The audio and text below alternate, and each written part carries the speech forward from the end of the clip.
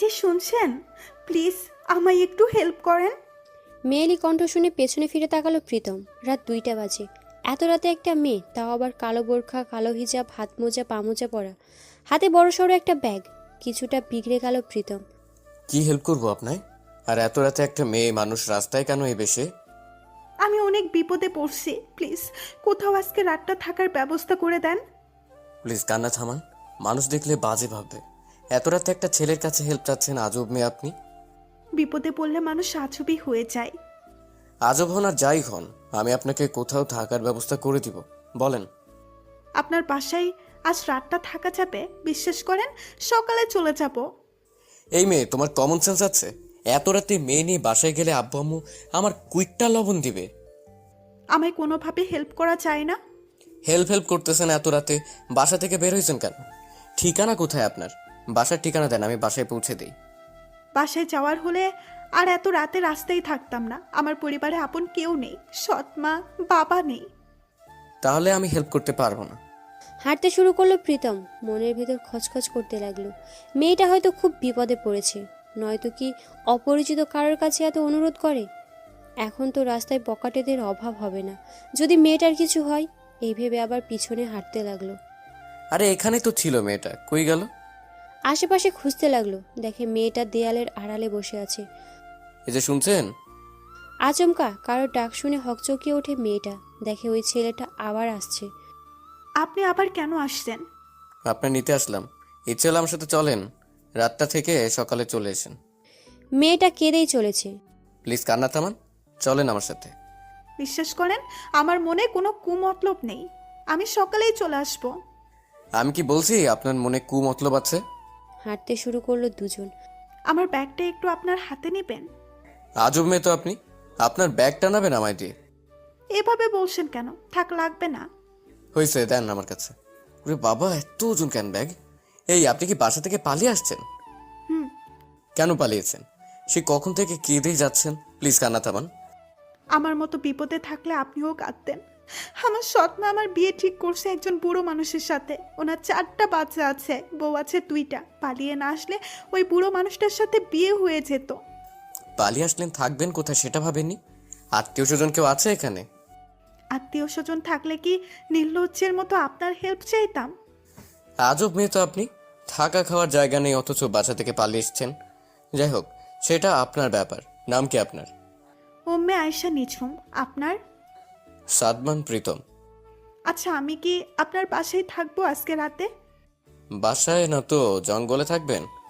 আমায় বিশ্বাস না হলে রাস্তা মাপেন। বিশ্বাস না হলে কি হেল্প চাইতাম? আপনার বাবা মা যদি কিছু বলে? বাবা মা এখন মনে হয় ঘুমিয়ে গেছে, যেভাবে হোক ম্যানেজ করব, আপনার ভাবতে হবে না। আমি আর হাঁটতে পারছি না, হাত পা অবশ হয়ে যাচ্ছে। গাড়ি ডাকলে ভালো হতো। বাচ্চার সামনে এসে গাড়ি খুঁজেন? মানে? মানে আপনি এখন আমার বাসার সামনে দাঁড়িয়ে আছেন, আপনি একটু আড়ালে দাঁড়ান, আমি দেখে আসি বাবা মা ঘুমাইছে কিনা। আচ্ছা। বাসার ভেতরে ঢুকলো প্রীতম। বাবা মা ঘুমিয়ে গেছে। যাক, আল্লাহ রহমত করছে। এই আসেন, আস্তে আস্তে পা টিপে টিপে হাঁটবেন, কোনো শব্দ যেন না হয়। আচ্ছা। এই, আপনার পায়ে কি পায়েল পড়ছে? ঝুনঝুন শব্দ হচ্ছে। হ্যাঁ, মোচার নিচে পায়েল। আমি খুলে ফেলছি, ওয়েট। বাবা, মোজার নিচে পায়েল? প্রীতম আর নিঝুম আস্তে আস্তে পা টিপে টিপে বাসার ভেতরে প্রবেশ করলো, যাতে কেউ টের না পায়। প্রীতম রুমের ভেতরে ঢুকে দরজার ছিটকিনি লাগিয়ে দিল। হাঁপ ছেড়ে বাঁচলো, মনে হয় দ্বিতীয় বিশ্বযুদ্ধ জয় করেছে। প্রীতম ফিসফিস করে নিঝুমের উদ্দেশ্যে বলল, কোনো রকম শব্দ করবেন না, আর এটা আমার রুম, আজকে রাতে এখানেই থাকবেন। নিঝুম কান্না ভেজা ফাঁপা ফাঁপা কণ্ঠে ফিসফিসিয়ে বলল, আপনি কোথায় থাকবেন? আমি কোথায় থাকবো মানে? আমিও রুমে থাকবো। আপনি খাটে ঘুমাবেন আর আমি সোফায়। হাজার হোক আপনি আমার অতিথি, অপ্রত্যাশিত অতিথিও বলতে পারেন। অতিথির আপ্যায়ন না করলে আল্লাহ আমায় পাপ দিবে। না না, আপনি খাটে ঘুমান, আমি সোফায় ঘুমাবো। এমনিতেই আপনায় অনেক বিরক্ত করছি। বিরক্ত করেননি, ঝামেলা জড়াইছেন। বাবা মা টের পেলে কি হবে সেটা আল্লাহই জানে। আচ্ছা, আপনি সে কখন থেকে কেঁদেই যাচ্ছেন, প্লিজ কান্না থামান। হুম। কি হুম? আপনি মনে হয় অনেক ক্লান্ত। আপনি কি পর্দা করেন? পর্দা করলে বোকরা, হিজাব এসব হ্যাঁ চেঞ্জ করার দরকার নেই। না, চেঞ্জ করব, অনেক ক্লান্ত লাগছে। আচ্ছা, আপনি ওয়াশরুমে গিয়ে ফ্রেশ হয়ে আসেন। আমার খুব ক্লান্ত লাগছে, আমি সোফায় শুয়ে পড়ছি, আপনি খাটে শুয়ে পড়েন ফ্রেশ হয়ে। হুম। আর শুনেন, সকালে কেউ দরজা নক করলে দরজা খুলবেন না। দরজা নক করলে আপনি ওয়াশরুমে চলে যাবেন, আর আপনার ব্যাগটাও খাটের নিচে রেখেন। আচ্ছা। কোনো মেইলি জিনিসপত্র রুমে রাখবেন না ভুলেও, সব ব্যাগে গুছিয়ে রাখেন। কালকে সকালে চলে যাবেন কিন্তু। দেখতে তো পাচ্ছেন কত রিস্ক। চলে যাব। আমার বউ তার বাপের বাড়ি গেছে, কালকে দুপুরে চলে আসবে। এসে যদি আপনার এই রুমে দেখে তাহলে একদম খুন করবে। কি আপনার বউ আছে? কেন, আমার বউ থাকা কি অস্বাভাবিক কিছু? না, সেটা বলিনি। যাই বলেন, যান ফ্রেশ হয়ে শুয়ে পড়েন। আমার খুব ক্লান্ত লাগছে, এখন ঘুমাবো। রাত প্রায় 3টা বেজে গেছে, সকালে উঠে আবার অফিসে যেতে হবে। নিজুম ওয়াশরুমে ফ্রেশ হতে গেল। প্রীতম সোফায় বসে পড়ল। লোকটা কত ভালো, আমার জন্য কত রিস্ক নিল। এমন ভালো মানুষ এই যুগে আছে? লোকটার ভেতরে খারাপ কোনো দৃষ্টিভঙ্গি নেই। এইসব ভাবতে ভাবতে ব্যাগ থেকে জামা কাপড় বের করে বোরখা, হিজাব, হাত মোজা, পা মোজা সব খুলে ব্যাগের ভেতরে রেখে ওয়াশরুমে চলে গেল। ওয়াশরুমে ঢুকেই তাড়াহুড়ো করে ফ্রেশ হয়ে নিল। খুব ক্ষুধা পেয়েছে, কালকে দুপুরে ভাত খেয়েছে, এখন পর্যন্ত এক ফোঁটা পানিও মুখে দেয়নি। আবার খুব কান্না পাচ্ছে, চিৎকার দিয়ে কান্না করতে ইচ্ছে করছে। কান্না করলেই বুকের ভেতরটা হালকা হতো। এমনটা হবে নিজুম কখনো ভাবতেও পারেনি। আজকের এই রাতটা হয়তো কখনো ভুলতে পারবে না। বুকের ভেতর দাগ কেটে থাকবে। লোকটা কালকে বউ দুপুর সকালে চলে আসবে, সকালে চলে যেতে হবে, কিন্তু কোথায় যাবে? তার জন্য যে সব দোয়ার বন্ধ। প্রীতমের কানের কাছে গিয়ে আস্তে আস্তে বলল, এই যে শুনছেন? বেশি জোরেও কথা বলা যাবে না। আবার বলল, এই যে শুনছেন, একটু উঠেন প্লিজ। ধর, উনি উঠছেই না। এইটুকু সময়ের ভেতরে এত গভীর ঘুমিয়ে তলিয়ে গেল। না, এভাবে উঠবে না উনি, অন্য পন্থা অবলম্বন করতে হবে। প্রীতমের পায়ের কাছে গিয়ে পায়ের তলায় হালকা করে সুড়সুড়ি দিল। প্রীতম সাথে সাথে হকচকিয়ে লাফিয়ে উঠল। এই কে কে? চুপ! আমি নিঝুম। কিছুটা বিরক্তির ভাব নিয়ে বলল, ও আপনি? এতক্ষণ তো বোরকা হিজাব পরা ছিলেন, তাই চিনতে পারিনি। খুব বিরক্ত হচ্ছেন তাই না? জানেন আমি কালকে রাতে ভাত খেয়েছি, এখন পর্যন্ত একটু পানিও মুখে দেইনি। ক্ষুধার জ্বালায় ঘুমাতে পারছি না। যদি কিছু খেতে দিতেন। মেয়েটার মুখটা একদম শুকিয়ে আছে, চোখগুলো ফুলে গেছে, নাকের ডগায় ঘাম জমেছে বিন্দু বিন্দু। কি মায়া মেয়েটার ভেতরে! এত মায়াবী মানুষ কি করে হয়? খুব মায়া হলো মেয়েটার প্রতি। আচ্ছা আপনি বসুন, আমি ডাইনিং রুম থেকে খাবার নিয়ে আসছি। হাঁপ ছেড়ে বাঁচল নিঝুম। না, লোকটা খুব বেশি ভালো। কি ধৈর্য! জগৎটা এত বেশি বৈচিত্র্যময় কেন? কিছু কিছু মানুষ নর্দমায় ময়লা আবর্জনার চেয়েও খারাপ, আর কিছু কিছু মানুষ খুব বেশি ভালো। নিঝুমের ভাবনায় ছেদ হয় প্রীতমের ডাকে। কি ভাবছেন এত? মনে হচ্ছে ভাবতে ভাবতে কবি বা সাহিত্যিক একটা কিছু হয়ে যাবেন। নিঝুমের এত কষ্টের মাঝেও হাসি পেল। বাহ, লোকটা তো বেশ মজার। এত বিরক্ত করলাম তাও কি সুন্দর করে কথা বলে। নিঝুম ঠোঁটের কোণে একটু হাসি টেনে বলল, কবি বা সাহিত্যিক কিছুই হওয়ার আশা নেই। আপাতত পেট ভরে খেলতে পারলেই চলবে। এই নিন, পেট ভরে খান। খুব ক্লান্ত তো আপনি, গায়ে কথা বলার শক্তিও মনে হয়নি। একদম দুই এক না খেয়ে থাকলে কারোর কথা বলার শক্তি থাকে না। এগুলো কি এনেছেন? কেন? ফল এনেছি, এসব খেলে কথা বলার শক্তি হবে। আসলে সারাদিন পর এগুলো খেলে বমি করে দেব, আর এখন এগুলো খাওয়ার রুচি নেই। আমি ভাত খাবো। ভাত এনে দিতে পারবেন? হায় রে আল্লাহ! আচ্ছা এনে দিচ্ছি। আজকে সারা রাতই সজাগ থাকতে হবে। নিঝুম আর কিছু না বলে মাথা নিচু করে বসে রইল। প্রীতম পা টিপে টিপে আবার ড্রয়িং রুমে গেল। কি যে বিপদে পড়লাম, ধুর। মেয়েটা এমন অসহায়ভাবে বলে ফিরিয়েও দিতে পারিনি। এই যে নিন, পোলাও আর মাংস। আমি তো এগুলো খেতে পারবো না। পোলাওতে তো অনেক তেল, আর মাংস খেতে পারবো না। আমার অ্যালার্জির প্রবলেম আছে। সারাদিন পর এত তৈলাক্ত পোলাও খেলে বমি করে দেব, আর একবার যদি বমি শুরু হয় সারা দিনেও থামবে না। আপনার ফ্লোর বমিতে ফেসে যাবে। তার চেয়ে ফল খাওয়াই ভালো ছিল। এই স্টপ স্টপ! আমি আপনার জন্য কি করবো বলেন? এইটাই প্রবলেম, ওইটাই প্রবলেম। আসলে আপনি নিজেই একটা প্রবলেম। নিঝুম মাথা নিচু করে ফেলল। লোকটাকে কত ভালো ভাবছিলাম, মাত্র কি বাজেভাবে কথাগুলো শোনালো। থাক, এমন বিরক্ত করলে সবাই কথা শোনাবে। আমি নিজেই একটা প্রবলেম। আপনি অনেক বিরক্ত করছি, অনেক উপকার করছেন। আপনি ঘুমিয়ে পড়ুন, আমি কিচ্ছু খাবো না। ক্ষুধা চলে গেছে। মেয়েদের এই স্বভাবই, একটা কিছু বললেই ব্লা ব্লা করে সব ভাষায় দেয়। সরি, ওভাবে বলা আমার ঠিক হয়নি। আপনি বসুন, আমি ভাত আর ডিম ভাজি নিয়ে আসছি। বলছি তো খাবো না। দেখেন, বিপদে পড়লে সব রকম কথা সহ্য করতে হয়। আর আপনি যদি না খান তাহলে আপনার এখন আবার রাস্তায় রেখে আসবো। ব্ল্যাকমেইল করছেন? ব্ল্যাকমেইল ইমেইল কিছুই করছি না। চোখ মুছুন, আমার রুমে বসে কাঁদা যাবে না। হুম। প্রীতমের একটু রাগী সুরে বলল। কি কান্না থামাতে বলছি কিন্তু। নিঝুম ভয় পেয়ে গেল, চোখ মুছে চুপচাপ বসে রইল। এই যে শুনুন, ডিম ভাজি করে আনতে হবে, আসতে একটু লেট হবে। দরজা বাইরে দিয়ে সিটকেনি লাগিয়ে দিলাম। ডিম আর ভাতে তো কোনো প্রবলেম নেই। না। প্রীতম মনে মনে খুব বিরক্তি করলেও হচ্ছে, মেয়েটার সামনে তেমন বিরক্ত ভাব প্রকাশ করলো না। বাসা থেকে পালিয়ে আসে, অথচ কোথায় যাবে কোথায় খাবে তা জানে না। যত্তসব লাইফে কখনো রান্না করে যায়নি, আর আজকে কোথাকার এক মেয়ের জন্য ডিম ভাজতে হবে। নিজের মাথা ফাটিয়ে দিতে ইচ্ছে করছে। রান্না করে কোথায় তেল কোথায় লবণ কিচ্ছু জানি না। রান্নাঘর থেকে কিসের যেন শব্দে ঘুম ভেঙে গেল প্রীতমের মায়ের। রান্নাঘরে গিয়ে যেন ভূত দেখার মতো চমকে গেল। তার ছেলে রান্নাঘরে, তাও আবার এত রাতে, নিজের চোখকেই বিশ্বাস করতে পারছে না। যে ছেলে জীবনে কখনো রান্নাঘরে আসেনি, সে আজ এত রাতে রান্নাঘরে ডিম ভাজে। আচমকা কারোর ডাক শুনে পেছনে ফিরে প্রীতম অপ্রস্তুতভাবে মুখে একটু হাসি টেনে বলল। আম্মু তুমি? বাবা, তুই ঠিক আছিস তো? হ্যাঁ আমি ঠিক আছি তো, কেন কি হয়েছে? তুই এত রাতে রান্নাঘরে? বাসায় ফিরলি কখন? একটু আগে ফিরছি, তুমি ঘুমিয়েছিলে তাই ডাকিনি। আর পোলাও মাংস সব খেতে ইচ্ছে করছিল না, হঠাৎ ডিম ভাজি আর ভাত খেতে ইচ্ছে করছে, তাই রান্না করে আসলাম। প্রতিদিন আমায় ডাকিস আর আজকে আমার ঘুমের কথা চিন্তা করছিস, কাহিনী কি? আম্মু তুমি ঘুমাও, আমি ভাত খেয়ে ঘুমিয়ে যাব। তুই ডিম ভাজি আর ভাত নিয়ে রুমে যাচ্ছিস কেন? আম্মু হয়তো প্রশ্ন করো না তো, একা একা টেবিলে বসে খেতে ভালো লাগে না। এবার খুব বিরক্ত হচ্ছে প্রীতম। ইচ্ছে করছে মেয়েটাকে এখন নিয়ে আবার রাস্তায় রেখে আসতে। রুমে গিয়ে ভেতর থেকে দরজা লাগিয়ে দিল, জানালা সব বন্ধ করে দিল। যাই হোক, মেয়েটার বুদ্ধি আছে, ওয়াশরুমে চলে গেছে। অদ্ভুত তো, মেয়েটা ওয়াশরুমেও নেই। এটা মেয়ে নাকি আবার ভূত পেতনি? হে আল্লাহ রক্ষা করে।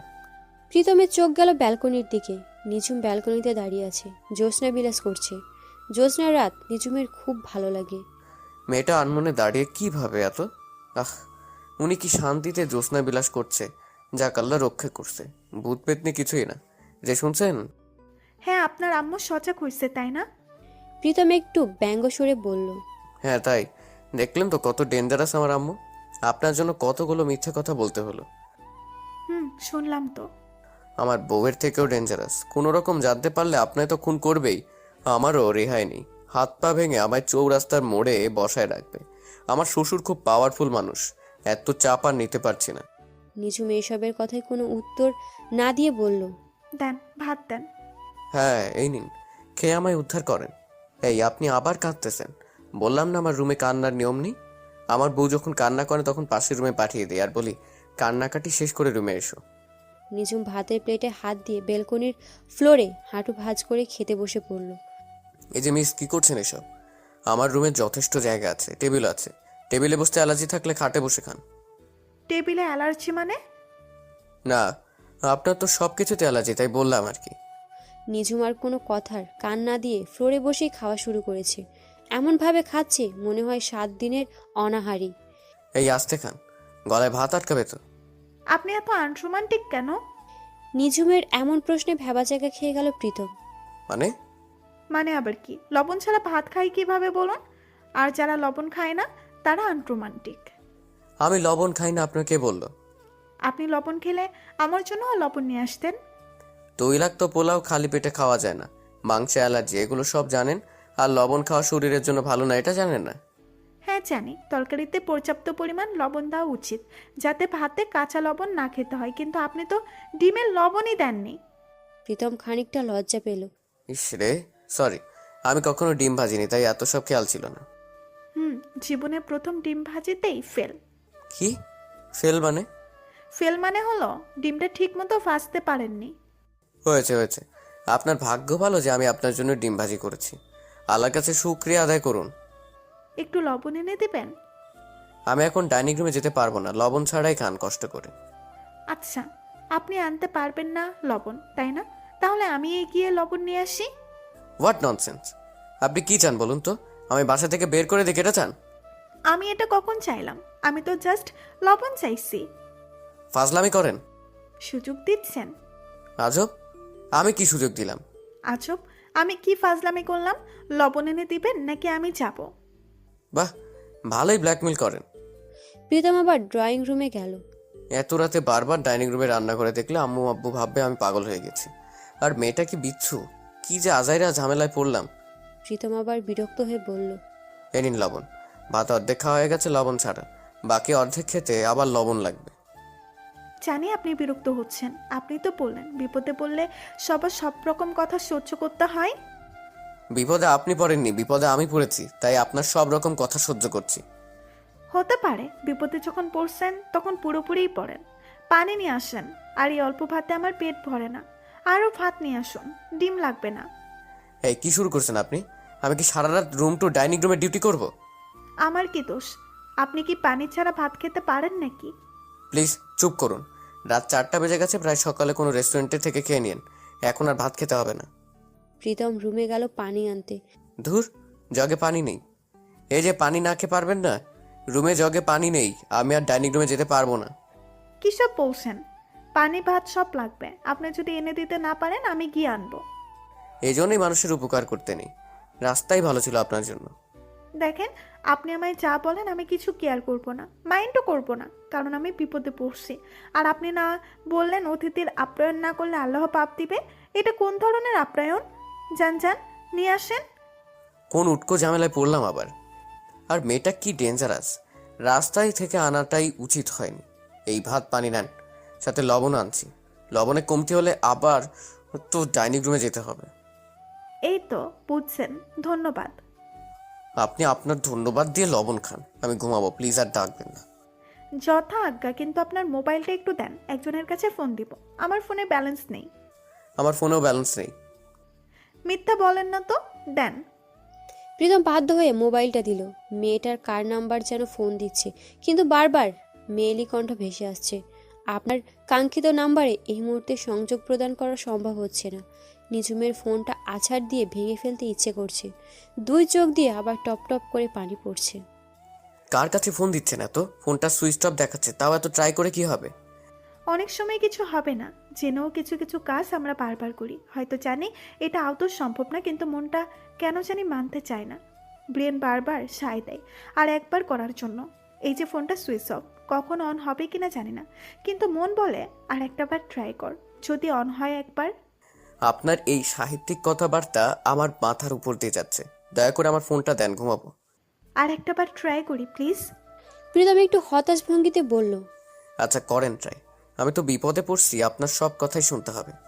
হয়েছে, এই নিন আপনার ফোন। আচ্ছা একটা কথা বলুন তো, কার নাম্বার এতক্ষণ ফোন দিলেন? আপনার কাহিনীটা কি বলবেন? নিঝুম একটা দীর্ঘ নিঃশ্বাস নিয়ে বলল, কোনো কাহিনী নেই, আপনার ফোন তো দিয়ে দিলাম, এবার শুয়ে পড়ুন, আর ডিস্টার্ব করব না। আপনি ঘুমাবেন না? না, চোখ দুটি হরতাল ডাকছে, আজকে ঘুমাবে না। আপনি এমন আশ্চর্য রকমের কথা পান কোথায়? আশ্চর্য রকম কথা কি আবার? এই যে বললেন চোখে হরতাল ডাকছে। শোনেন, যে পাগল হয় সে বুঝতে পারে না যে সে পাগল হয়েছে, আর যে আশ্চর্য রকমের কথা বলে সেও বুঝতে পারে না যে তার কথার ভেতরে আশ্চর্য কিছু আছে। ও আব্বা, কি সুন্দর উদাহরণ টানলেন। আপনার তো দেখছি বুদ্ধি ভরা মাথা। বুদ্ধি ভরা মাথা না, মাথা ভরা বুদ্ধি। ভাবছেন আমায় অপমান করবেন? আমি বুঝতে পারবো না। যাক, তাহলে ব্যাপারটা বুঝে গেলাম। আপনার মাথায় মিনিমাম কমন সেন্স থাকলে এত রাতে বাসা থেকে বের হতেন না। কেন বাসা থেকে বের হলে কি হয়? যা বলছি সহজভাবে বোঝার চেষ্টা করেন। কোথায় যাবেন কোথায় থাকবেন তা না ভেবে বাসা থেকে পালিয়ে আসলেন। সবই ভাবছি, কিন্তু পরিস্থিতির শিকার হয়ে এই অবস্থা। মানে কিসের পরিস্থিতি শিকার বলেন তো? আপনার রহস্য কি? নিঝুম একটু ভাব নিয়ে বলল, কোনো রহস্য নেই, আমি তো জানি আপনি আমায় রিসিভ করতে যাবেন, তাই বাসা থেকে পালিয়েছি। প্রীতম মেজাজ খারাপ করে বলল, এই মেয়ে, এই আমি আপনার কখন রিসিভ করতে গেলাম? অদ্ভুত মেয়ে তো আপনি। মিয়ে মিয়ে করেন কেন? আমার নাম মিয়ে না, আমার নাম নিঝুম। আর আপনি আমাকে রিসিভ করতে না গেলে আমি আপনার বাসায় আসলাম কিভাবে? প্লিজ আপনি চুপ করবেন। আপনার বাসায় আনাটা আমার উচিত হয়নি, তা অনেক আগেই বুঝছি। আপনি রাস্তায় ভালো ছিলেন। আচ্ছা আমি চুপ, তবে যদি পারমিশন দেন আর একটা কথা বলবো। কি কথা? আসলে আমার রাস্তায় থাকতে একটুও ভালো লাগে না। ব্রেনের ভালো ডাক্তার দেখান, নয়তো কোনো মেন্টাল হসপিটালে ভর্তি হন। আচ্ছা ভেবে দেখবো।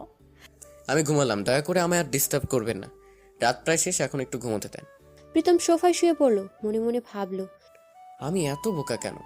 একটা মেয়েকে নিজের রুমে জায়গা দিলাম, আবার তার জন্য খাট ছেড়ে সোফায় ঘুমোতে হবে? এত রাতে ডিম ভাজতে হয়েছে, আরো কত কি। এইসব ভাবতে ভাবতে প্রীতমের নিজের উপর রাগ হচ্ছে। আর মেয়েটা কি পিচ্ছু, কোনো কৃতজ্ঞতা তো নেই, উল্টো আমায় উল্টোপাল্টা কথা শোনায়। নিঝুম বেলকনিতে দাঁড়িয়ে গায়ে চাঁদের আলো মাখছে। নিঝুম ফোনটা হাতে নিয়ে শুয়ে শুয়ে স্মৃতিচারণ করছে, আর চোখের জ্বর হয়েছে। চোখ মুছে খুব ফুলে গেছে, আর কাঁদতে পারছে না। কানে ইয়ারফোন গুঁজে গান শুনলে এখন মন্দ হয় না, সময় কেটে যাবে, কিন্তু ইয়ারফোন তো আনেনি। ওনার কাছে এখন ইয়ারফোন চাইলে কষিয়ে চড় মারবে। ইয়ারফোন ছাড়া গান শুনলে ওনার ঘুম ভেঙে যাবে। দেখি রুমে কোথাও ইয়ারফোন পাই কিনা। খাটের বিছানার নিচে, টেবিলের উপরে কোথাও দেখি না ইয়ারফোন। যাক, শেষ পর্যন্ত ড্রেসিং টেবিলের উপরে পাওয়া গেল। কানে ইয়ারফোন গুঁজে ফুল সাউন্ডে ইমরানের গান শুনতে কেন জানি খুব বেশি ভালো লাগে। চোখ ভরা পানি আর কানে ইয়ারফোন গুঁজে গান শোনা খারাপ লাগছে না। নিঝুম তাকিয়ে দেখে প্রীতম অগ্নিমূর্তি হয়ে তার দিকেই তাকিয়ে আছে। লোকটার চোখে স্পষ্ট রাগের চিহ্ন, ওর দিকে চোখ লাল করে চেয়ে আছে। নিঝুম কিছু বুঝে ওঠার আগেই ওর হাত থেকে ফোন আর ইয়ারফোন টান দিয়ে নিয়ে গেল। নিঝুম বিস্মিত হয়ে গেল। এই বের হন আমার রুম থেকে। কি চান আপনি, বলুন? আপনি এত বেয়াক্কেল কেন? মাথায় কি কোনো সেন্স নেই? নিঝুম বিস্মিত চরম শিখরে পৌঁছে গেল। লোকটা অযথা কি খারাপ বিহেভ করছে? মানছি উনি আমার উপকার করছে, এজন্য এমন বিহেভ করতে হবে? খুব কান্না পাচ্ছে, আবার চোখের জল টলমল করছে। নিঝুম নিচু স্বরে বলল, আমি কি কোনো ভুল করেছি? হ্যাঁ, চলে তো চাপই, রাতটা থাকতে দিবেন, কথা তো এমনটাই ছিল। প্রীতম রাগে কটমট করছে। না না, আপনি কোনো ভুল করেননি। আপনি শেষ রাতে ফুল সাউন্ডে গান বাজাচ্ছেন, সেই কখন থেকে জ্বালাচ্ছেন। এত করে বললাম যে এখন আমি ঘুমাবো, কোনো ডিস্টার্ব করবেন না, তা আপনি আপনার ইচ্ছে মতো কাজ করছেন। নিঝুম অপরাধীর মতো মাথা নিচু করে বলল, আমি তো ইয়ারফোন দিয়ে গান শুনছিলাম যাতে আপনার ডিস্টার্ব না হয়, কিন্তু কিন্তু নিঝুমের কথা শেষ হওয়ার আগেই প্রীতম ওকে থামিয়ে দিল। ইয়ারফোন দিয়ে গান শুনলে তার সাউন্ড আমার কানে কিভাবে গেল? এত রাতে গানের শব্দ শুনলে বাবা মা এবার সত্যিই ভাববে আমি পাগল হয়ে গেছি। শেষে বাকিটা জীবন আমার পাগলা গারোতে কাটাতে হবে। প্রীতমের চোখের পড়ল ইয়ারফোনের দিকে। এটা কি আপনার ইয়ারফোন? নিঝুম সংকুচিত কণ্ঠে বলল, না মানে আমার কাছে ইয়ারফোন নেই, তাই আপনার ড্রেসিং টেবিলের উপরে একটা ইয়ারফোন পেয়েছি, ওটা দিয়ে গান শুনছিলাম। প্রীতম এবার রাগের মাঝেও সত্যি খুব হাসি পেল। নষ্ট ইয়ারফোন দিয়ে ফুল সাউন্ডে গান শুনছেন তাই না? সেটাও একবার খেয়াল করলেন না? নিঝুম এবার সত্যি খুব লজ্জা পেল। আসলে আমি খুব ডিপ্রেশনে আছি তো, তাই খেয়াল করিনি। প্রীতম আর কথা না বাড়িয়ে শুয়ে পড়ল। নিঝুম নিজের কানে নিজে খুব ছোট মনে হচ্ছে। এইসব ভাবতে ভাবতে কখন জানি ঘুমিয়ে গেছে। ভোর 8টা বেজে গেছে। প্রীতম তো এত বেলা পর্যন্ত কখনো ঘুমায় না। প্রীতমের বাবা প্রীতমের মাকে উদ্দেশ্য করে বলল, আপনার শাহজাদা পুত্র এখনো ওঠেনি? কালকে অনেক রাতে ঘুমিয়েছে, তাই হয়তো এখনো ঘুমাচ্ছে। প্রীতমের বাবা ব্যঙ্গ সুরে বলল, আপনার ছেলে অনেক রাত পর্যন্ত কি এমন শুভ কাজ করেছে? ও তো 11টা বাজে অফিস থেকে বের হয়ে আসছে। এই, তুই আমার ছেলেকে এভাবে বলছো কেন? ভালো হচ্ছে না একদম।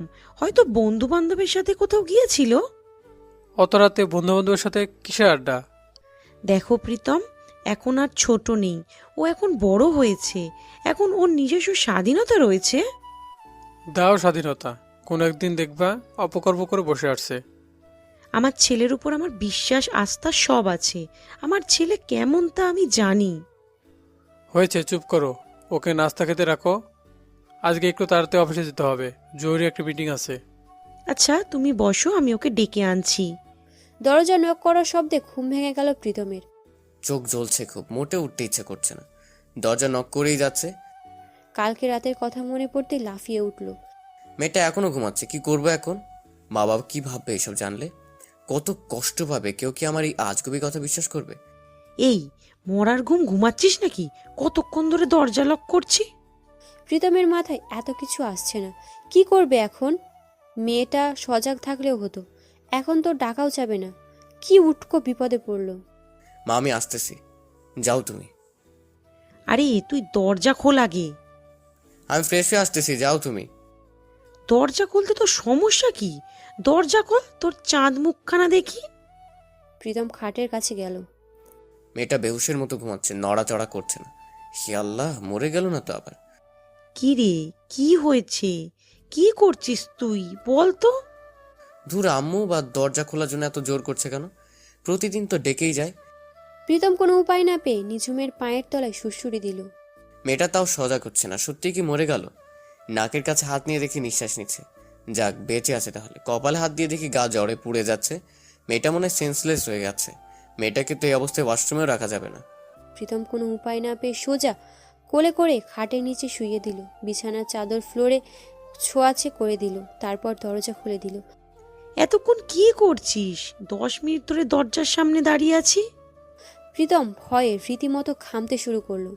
আরে আমি ওয়াশরুমে ছিলাম। ওয়াশরুমে কি করছিস এতক্ষণ? এখনো ফ্রেশ হসনি? প্রীতম থতমত খেয়ে বলল।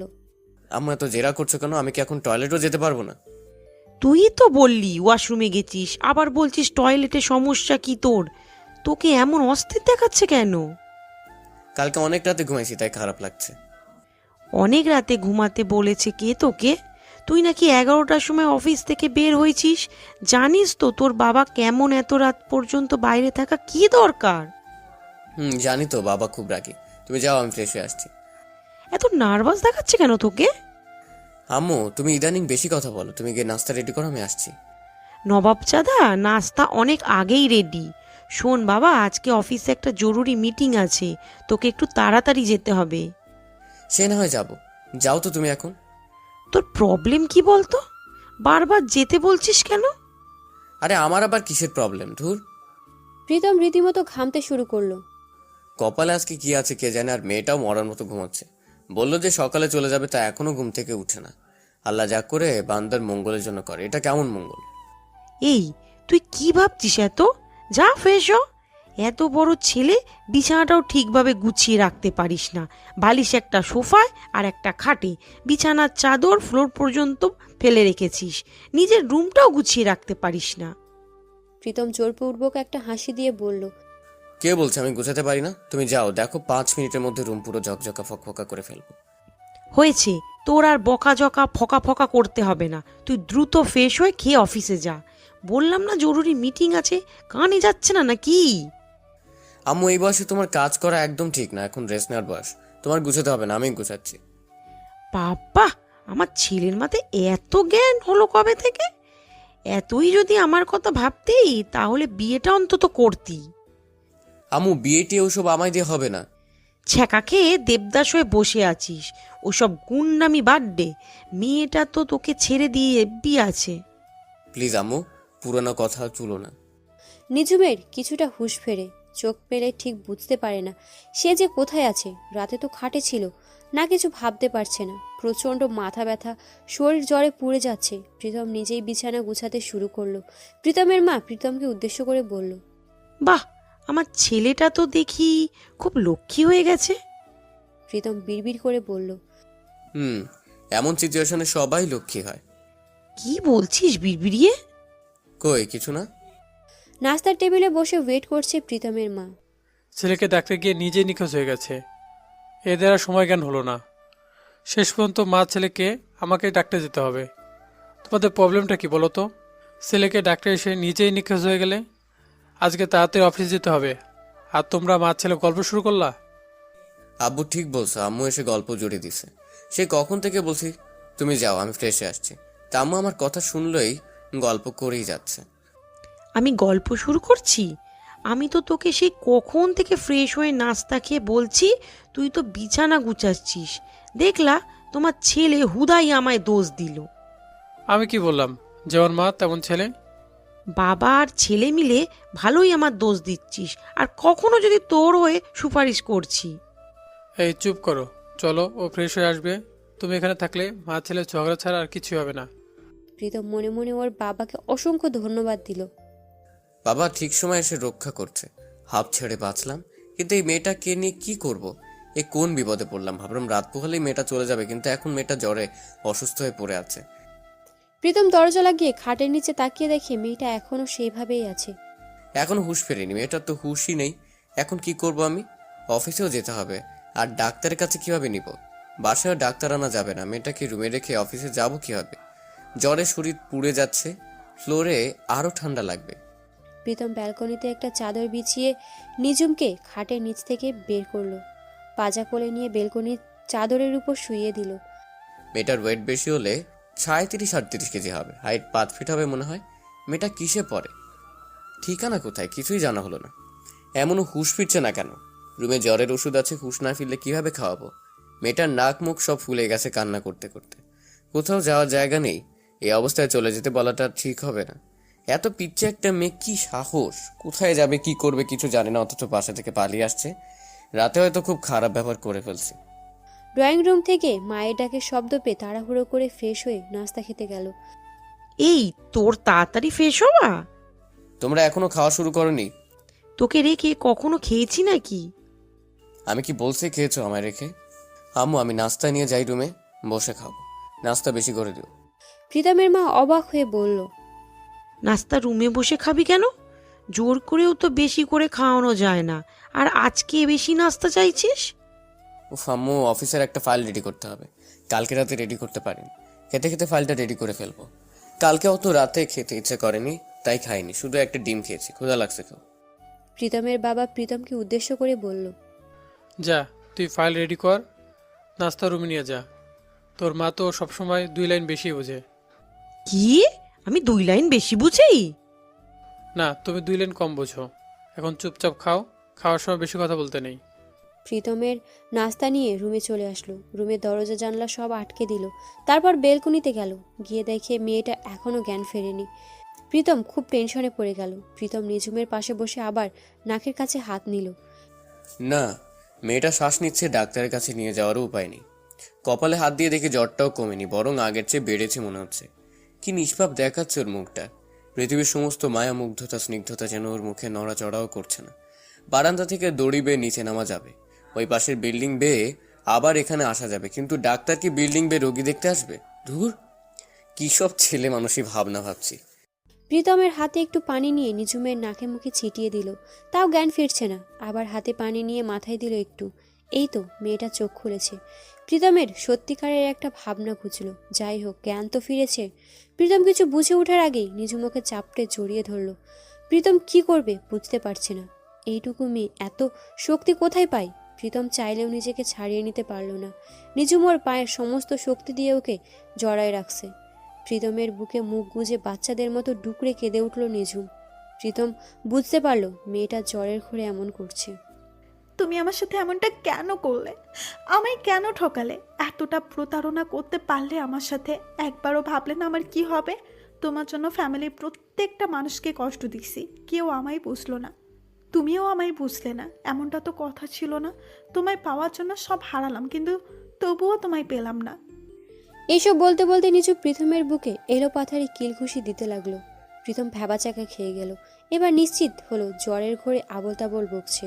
নিঝুম এবার রীতিমতো জোরে জোরে কেঁদে কেঁদে বলতে লাগলো, কেন কেন এমন করলে আমার সাথে? কি ভুল ছিল আমার? তোমায় নিজের থেকে বেশি ভালোবাসি, এটাই ভুল? প্রীতম বুঝতে পারল এই মেয়ের মাঝে নিশ্চয়ই কোনো রহস্য আছে, কিন্তু এখন রহস্য খোঁজার সময় না। মেয়েটাকে যে পরিমাণ চেল্লাচ্ছে তাতে বাবা মায় শুনে যাবে। প্রীতম এবার নিঝুমের মুখ চেপে ধরে যাতে আর চিৎকার করতে না পারে। তারপর আস্তে আস্তে নিঝুমের কানের কাছে মুখ নিয়ে বলল, নিঝুম, চিল্লাপাল্লা করো না, প্রবলেম হবে তো। নিঝুম বাচ্চাদের মতো গাল ফুলিয়ে বলল। চিল্লাবো না তো কি করব? তুমি আমায় ঠকালে কেন? প্রীতম এবার মহা বিপদে পড়ে গেল। এই মেয়ের মেন্টালিটি কোনো প্রবলেম নেই তো আবার? না, কালকে রাতে তো স্বাভাবিকভাবেই কথা বলছে, জ্বরের ঘরে আবোল তাবোল বকছে। নিঝুম এবার প্রীতমের কলার ধরে আস্তে আস্তে কান্না জড়ানো গলায় বলল, কি কথা বলো না কেন? আমায় ঠকালে কেন? আমি কিন্তু আবার চিল্লাবো। প্রীতম মনে মনে ভাবল, মেয়েটার সাথে তাল মিলে কথা বলতে হবে, নাহলে আবার পাগলামি শুরু করবে। না না, আমি আর তোমায় ঠকাবো না, এই যে কান ধরছে, আর ঠকাবো না তোমায়। তুমি খুব পচা হয়ে গেছো, একবারও চিন্তা করলেন আমার কষ্ট হবে? আর ঠকাবো না তোমায়, প্লিজ চিল্লাপাল্লা করো না। বলো আগের মতো ভালোবাসবে? জানো আমি কখনো ভাবতে পারিনি তুমি এমন করবে আমার সাথে। প্রীতম নিরুপায় হয়ে বলল, হ্যাঁ হ্যাঁ, আগের থেকে বেশি ভালোবাসবো তোমায়, আর এমন করবো না। কান ধরে প্রমিস করো আর ঠকাবে না। প্রীতম ঠিক বুঝে উঠতে পারল না কি বলল। আবার বলো, বুঝিনি। আরে বোকাটা, তোমার এত ভুলো মন কেন বলো তো? আগে তো আমি রাগ করলে তোমার নাক ধরে বলতে নিঝুম পাগলি। তোমায় আর এমন হবে না। প্রীতম বুঝতে পারলো মেয়েটার ওর বয়ফ্রেন্ড ভেবে তাকে এসব বলছে। মেয়েটার কথা বাইরে যাওয়া যাবে না, তাহলে আবার চিল্লাপাল্লা শুরু করবে। প্রীতম নিঝুমের নাক ধরে বলল। নিঝুম পাগলি, আর ঠকাবো না তোমায়। নিঝুম এবার মুচকি এসে দিল। প্রীতম মনে মনে ভাবলো, এ কেমন রাগ ভাঙানো সিস্টেম। মেয়েটার জ্বর না কমলে পাগলামে করবে না? যেভাবেই হোক জ্বরের ওষুধ খাওয়াতে হবে। নিঝুম ছাড়ো, এখন নাস্তা খাবে না? না না, পরে নাস্তা খাবো, এখন তোমার বুকে থাকবো। কি মহাবসিবত! প্রীতমের কেমন জানি অজানা এক অনুভূতি হচ্ছে। এমন অনুভূতির সাথে কখনো পরিচিত ছিল না। মেয়েটা কিভাবে আঁকড়ে ধরে আছে, বুকে যে এলোপাথারি কিল ঘুষি দিচ্ছে, তাতে প্রীতমের অবস্থা খারাপ। কি বিচ্ছু মেয়ে, এত শক্তি কোথায় পায়? অফিসের টাইম হয়ে যাচ্ছে, একটু পর অফিস যাওয়ার জন্য চিল্লাপাল্লা শুরু হবে। নিঝুম ছাড়ো এখন প্লিজ। না না, ছাড়বো না, তোমার বুকে অনেক শান্তি। প্রীতম এবার লজ্জা পেয়ে গেল। জ্বরের ঘরে কী সব বলছে? আমার অফিসে যেতে হবে, ছাড়ো তো। না, যেতে হবে না অফিসে, তোমার অফিস আজ ছুটি। প্রীতম এবার কড়া গলায় বলল। ছাড়ো বলছি। নিঝুম এবার ওর বুক থেকে মাথা সরিয়ে ফেলল, বাচ্চাদের মতো ঠোঁট বাঁকিয়ে কেঁদে দিল। তুমি আবার আমার সাথে খারাপ বিহেভ করলে, আসলেই তুমি বদলে গেছো। মাই গড, এ মেয়েটারি নিয়ে কী করবো? প্রীতম নিঝুমের মাথায় হাত বুলিয়ে দিয়ে বলল। না, আমি মোটেও বদলে যাইনি। বদলে না গেলে আমার সাথে কড়া গলায় কথা বললে কেন? সরি, ভুল হয়েছে। তুমি নাস্তা খাবে না? গাল ফুলিয়ে বলল। না, খাবো না। তুমি আমার সাথে কড়া গলায় কথা কেন বললে সেটা বলো। সরি, আর বলবো না। সরিতে কাজ হবে না। তো কিসে কাজ হবে? জানো না কিসে কাজ হয়? প্রীতম অস্ফুট স্বরে বলল। তোমায় এখন কয়েকটা থাপ্পড় দিলেই কাজ হবে। কি বললে? না না, কিছু বলিনি। নাস্তা খেয়ে নাও। কান ধরে সরি বলো, নয়তো খাবো না। কি বললে? আমি কান ধরবো কেন? ইস, এমন ভাব করছো মনে হয় আমার সামনে কখনো কান ধরনি। প্রীতম যেন আকাশ থেকে পড়ল। কি সব বলছে এগুলো? আমি কান ধরতে পারবো না, তুমি নাস্তা খাও তো। কান না ধরলে নাস্তা খাবো না। আচ্ছা, মেয়েটা তো এটা আমার নিজের বয়ফ্রেন্ড ভেবে কি সব বলতেছে। হয়তো ওদের রিলেশনশিপে দুজন এমনটা করতো। প্রীতম নিরুপায় হয়ে কান ধরে বলল। এই যে কান ধরছি, এবার নাস্তা খাও দয়া করে। আজব, তুমি তোমার কান কেন ধরলে? তো আমি কার কান ধরবো? প্রীতম অস্পষ্ট স্বরে বলল। নিজে একটা আজব প্রাণী, আর আমায় আজব বলছে। ইচ্ছে হচ্ছে চিড়িয়াখানায় রেখে আসি। এই তোমার হয়েছেটা কি বলো তো? আগে তো আমার কান ধরে মাপ চাইতে, এখন নিজের কান ধরে মাপ চাও কেন? আরে ঢঙের চাপে পড়ে আজ আমার জীবনটা তেজপাতা। প্রীতম এবার বুঝতে পারল ওনার ভালোবাসার মানুষ ওনার কান ধরে মাপ চাইতো। সরি। এবার ঠিক আছে। এবার নাস্তা খেয়ে নাও। হ্যাঁ, চুপ তো। ফ্রেশ না হয়ে নাস্তা খাবো বুঝি? তাহলে যাও, ওয়াশরুম থেকে ফ্রেশ হয়ে আসো। নিঝুম উঠতে চাইলেও জ্বরের জন্য উঠতে পারছে না, হাত পা কাঁপছে। হেই, তোমার উঠতে হবে না, আমি ওয়াশরুম থেকে পানি নিয়ে আসছি। নিঝুম চোখ বুজে শুয়ে রইল। মাথাটা ঝিনঝিন করছে, হাত পা কাঁপছে, খুব অস্বস্তি লাগছে। প্রীতম ওয়াশরুম থেকে পানি নিয়ে আসলো। নিঝুম প্রীতমের উপস্থিতি বুঝতে পারল, চোখ না মেলেই বলল। ব্রাশ কোথায়? আমি দাঁত ব্রাশ না করে খাবো কিভাবে? জ্বরে বিছানা থেকে উঠতে পারে না, আবার উনি দাঁত ব্রাশ করে। তোমার ব্যাগে ব্রাশ আছে? আমার ব্যাগে ব্রাশ থাকতে হবে কেন? তোমার বাসায় কি ব্রাশ নাই? বাসায় ব্রাশ থাকুক বা না থাকুক, তোমার ব্রাশ তো আছে, ওটাতেই দুজনেরই হবে। এই মেয়ে মাথা তো পুরাই গেছে। জ্বর কমার পরও যদি এমন আবল তাবল বলে, তাহলে পাগলা গারদে রেখে আসবো। ব্রাশ করা লাগবে না, মুখ ধুয়ে নাস্তা খাও। বললাম না ব্রাশ না করে খাবো না। তোমার ব্রাশ দাও। তুমি এত নোংরা কেন? ব্রাশ না করে খাওয়া যায় বুঝি? নিজে অন্যের ব্রাশ ইউজ করে যাচ্ছে, আর আমায় নোংরা বলছে। আরো কত কি যে শুনতে হবে। আবার ঠোঁট বাঁকিয়ে কেঁদে দিল নিঝুম। তুমি আজকাল এমন হয়ে গেছো কেন? তুমি তো বলছো বিয়ের পর দুজনে এক ব্রাশ ইউজ করবো। প্রীতম অস্পষ্ট স্বরে বলল।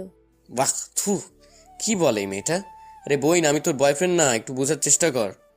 কিছু বললে? না, কিছু বলিনি। দাও ব্রাশ দাও, ব্রাশ না দিলে চিল্লাবো কিন্তু। প্রীতম ওর মুখ চেপে ধরল। প্লিজ চিৎকার করো না, দিচ্ছি ব্রাশ। মেয়েটা ভালোই ব্ল্যাকমেল শুরু করছে। ধুর, রাস্তা থেকে নিয়ে আসাই উচিত হয়নি। এই ব্রাশ। সুতো ব্রাশ? টুথপেস্ট কোথায়? ও সরি, ওয়েট, আনছি। প্রীতমের রুমে গিয়ে আবার টুথপেস্ট নিয়ে আসলো। এবার হয়েছে, ব্রাশ করে খেয়ে নাও। দেখছো তো আমি উঠতে পারছি না, হাত পা কাঁপছে, ব্রাশ কিভাবে করব? আরে আজব তো, আপনি ব্রাশ কিভাবে করেন আমি জানি নাকি? তুমি আমায় আপনি করে বলছো কেন? প্রীতম ঠোঁটের কোণে একটু হাসি টেনে বলল। একটু ভালোবেসে বলছি আর কি। এটাও বুঝো না পাগলি। বুঝি বুঝি, সব বুঝি। আমায় যে এখন আর ভালোবাসো না তাও বুঝি। অনেক ভালোবাসি তোমায়। কে বললো ভালোবাসি না? নিজের চোখেই তো দেখতে পাচ্ছি ভালোবাসো না। আমি কত অসুস্থ, তাও আমায় একা একা ব্রাশ করতে বলছো। তুমিই বলো, অসুস্থ মানুষ কি কোনো কাজ করতে পারে? সেটাই তো আমার মাথায় ছিল না। আসো ব্রাশ করিয়ে দেই। এমন মেলি ঝামেলা কার সহ্য হয়? প্রীতম নিঝুমের হাত ধরে ব্রাশ করিয়ে দিল। এই নাও পানি, কুলি করো। তুমি কুলি করো? ব্রাশ করছো তুমি আর কুলি করবো আমি? দুজনকে তো কখনো আলাদা করে দেখিনি। ও তাই নাকি? হ্যাঁ তাই। নিঝুম, আমার অফিসে যেতে হবে, দ্রুত করো তো। এই তুমি কথায় কথায় চোখ রাঙাও কেন? আমি ভয় পাই না বুঝি? এবার আর প্রীতম হাসি আটকে রাখতে পারছে না, ফিক করে হেসে দিল। নিঝুম, তুমি কি খেতে পছন্দ করো? তুমি জানো না বুঝি আমি কি খেতে পছন্দ করি? আরে পাগলি, জানি তো, কিন্তু তোমার মুখ থেকে শুনতে ভালো লাগে। আইসক্রিম, মিষ্টি, ফুচকা। আজকে অফিস থেকে আসার সময় তোমার জন্য সব নিয়ে আসবো, যদি তুমি এখন কুলি করো। নিঝুম তাড়াতাড়ি কুলি করে নিল। প্রীতম মনে মনে ভাবল, যাক, বুদ্ধিটা তাহলে কাজে দিয়েছে। এবার খেয়ে নাও। খাবো তো। তুমি খেয়েছো? না, একসাথে খাবো। তুমি আমায় খাইয়ে দাও। এটা নিয়ে কোনো ঝামেলা করবা না। দেখতেই তো পাচ্ছ আমার হাত পা কাঁপছে। আচ্ছা, হা করো। প্রীতম নিঝুমকে খুব যত্ন করে খাইয়ে দিচ্ছে। সবই তো আমায় খাওয়াচ্ছ, তুমি তো মোটেও খাচ্ছ না। দাও, আমি তোমায় খাইয়ে দেই। নিঝুম কাঁপা কাঁপা হাতে প্রীতমের মুখে খাবার তুলে দিচ্ছে। অর্ধেক মুখে আর অর্ধেক প্রীতমের শার্টে লাগছে। নতুন শার্টটাই নষ্ট করে দিলে। সামান্য একটা শার্টই তো, এটার জন্য এভাবে বলতে হয়? কই, আমি তো কিছু বলিনি। পানি খেয়ে নাও। প্রীতম গ্লাসে করে ওর মুখে পানি তুলে দিচ্ছে। পানি এত বিশ্রীর স্বাদ কেন? তোমার গায়ে জ্বর, তাই এমন লাগছে। এখন জ্বরের ওষুধ খেয়ে নাও, সব ঠিক হয়ে যাবে। আই তুমি জানো না আমি ট্যাবলেট খেতে পারি না, আমার গলায় আটকায়। আমি তো লিকুইড ওষুধ খাই। লিকুইড ওষুধ নেই, তুমি ট্যাবলেটই খাও কষ্ট করে। উফ, এমন করছো কেন? জানো না ট্যাবলেট খেতে পারি না? বাসায় তো জ্বরের লিকুইড ওষুধ নেই। না থাকলে আর কি, তুমি ট্যাবলেট একদম গুঁড়ো করে পানি মিলিয়ে দাও, তাহলেই তো লিকুইড হয়ে যাবে। এত বুদ্ধি তুমি কোথায় রাখো? এত জেনে কাজ নেই। ও আচ্ছা, এই ওষুধ খাও। আমি কি তুমি মুখে দিয়ে দাও। ওর কথা না শোনার উপায় নেই, প্রীতমও তাই করলো। নিজুম, এখন তুমি এখানে শুয়ে থাকো, কোনো প্রকার চিৎকার করবে না। আমি রেডি হয়ে অফিসে যাব। নিঝুমের মাথা নিচু করে অভিমানের সুরে বলল, আচ্ছা আমি অসুস্থ, তাও তোমার অফিসে যেতে হবে। আমার থেকে অফিস যাওয়া জরুরি। রাগ করো না, অফিসে জরুরি কাজ আছে, নয়তো যেতাম না। নিঝুম গাল ফুলিয়ে বলল। যাও যাও। প্রীতম তাড়াতাড়ি করে রেডি হয়ে নিল, রুমের দরজা লক করে রেখে গেল। ওর আম্মু যদি কোনো কারণে রুমে আসে, প্রীতমের মা প্রীতমকে উদ্দেশ্য করে বলল, এতক্ষণ লাগে খেতে আর রেডি হতে? আরে আম্মু, অফিসের ফাইল রেডি করছি তো। প্রীতমের বাবা ওর মাকে বলল, তুমি বা কম কিসে? কোথায় যাওয়ার জন্য রেডি হতে বললে 2 ঘন্টা সময় লাগে। তোমরা বাপ ছেলে সকাল থেকে আমার পিছে লেগে আছো কেন বলো তো? সত্যি কথা বললেই। হয়েছে, রাখো আমার সত্য কথা। যাও অফিস যাও। প্রীতম অফিসের উদ্দেশ্যে রওনা হলো। বাসার গেট পর্যন্ত গিয়ে প্রীতম থমকে গেল। প্রীতমের বাবা ওকে বলল, কিরে, কি হয়েছে, থামলি কেন? বাবা, তুমি গাড়িতে গিয়ে বসো, আমি আসতেছি। প্রীতম আবার রুমে গেল। মেয়েটা যদি জ্বরের ঘরে চিল্লাপাল্লা করে সামান্য একটু ঘুমের ওষুধ খাওয়ালে অফিস থেকে আসার আগে পর্যন্ত সুন্দর মতো ঘুমাবে। আমিও টেনশন মুক্ত থাকবো। তাছাড়া মেয়েটা সারা রাত ঘুমায়নি, হয়তো ডিপ্রেশনের কারণে ঘুমোতে পারছে না। আপনি অফিসে যাননি? এই তো যাবো এখন। নিজুম, তুমি ওষুধটা খেয়ে নাও, তাহলে তোমার মাথা ব্যথা কমে যাবে। ওষুধ তো একটু আগে খেয়েছি। আরে ওটা তো জ্বরের ওষুধ, এটা মাথা ব্যথার ওষুধ। এটা খেলে সুন্দর ঘুম হবে। আচ্ছা তাহলে ওষুধটা গুঁড়ো করে দেন। প্রীতম দ্রুত ওষুধগুলো গুঁড়ো করে পানিতে মিশিয়ে নিল। ওকে ওষুধ খাইয়ে দিয়ে অফিসের উদ্দেশ্যে বের হলো। কি রে, আবার বাসায় আসলি কেন? আমি অফিসে একটা ফাইল রুমে ভুলে রেখে গেছি, ওটা নিতে আসলাম। পেয়েছিস? পেয়েছি। কোথায় ফাইল? তোর হাতে তো কোনো ফাইলই নেই। প্রীতম এবার থতমত খেয়ে গেল।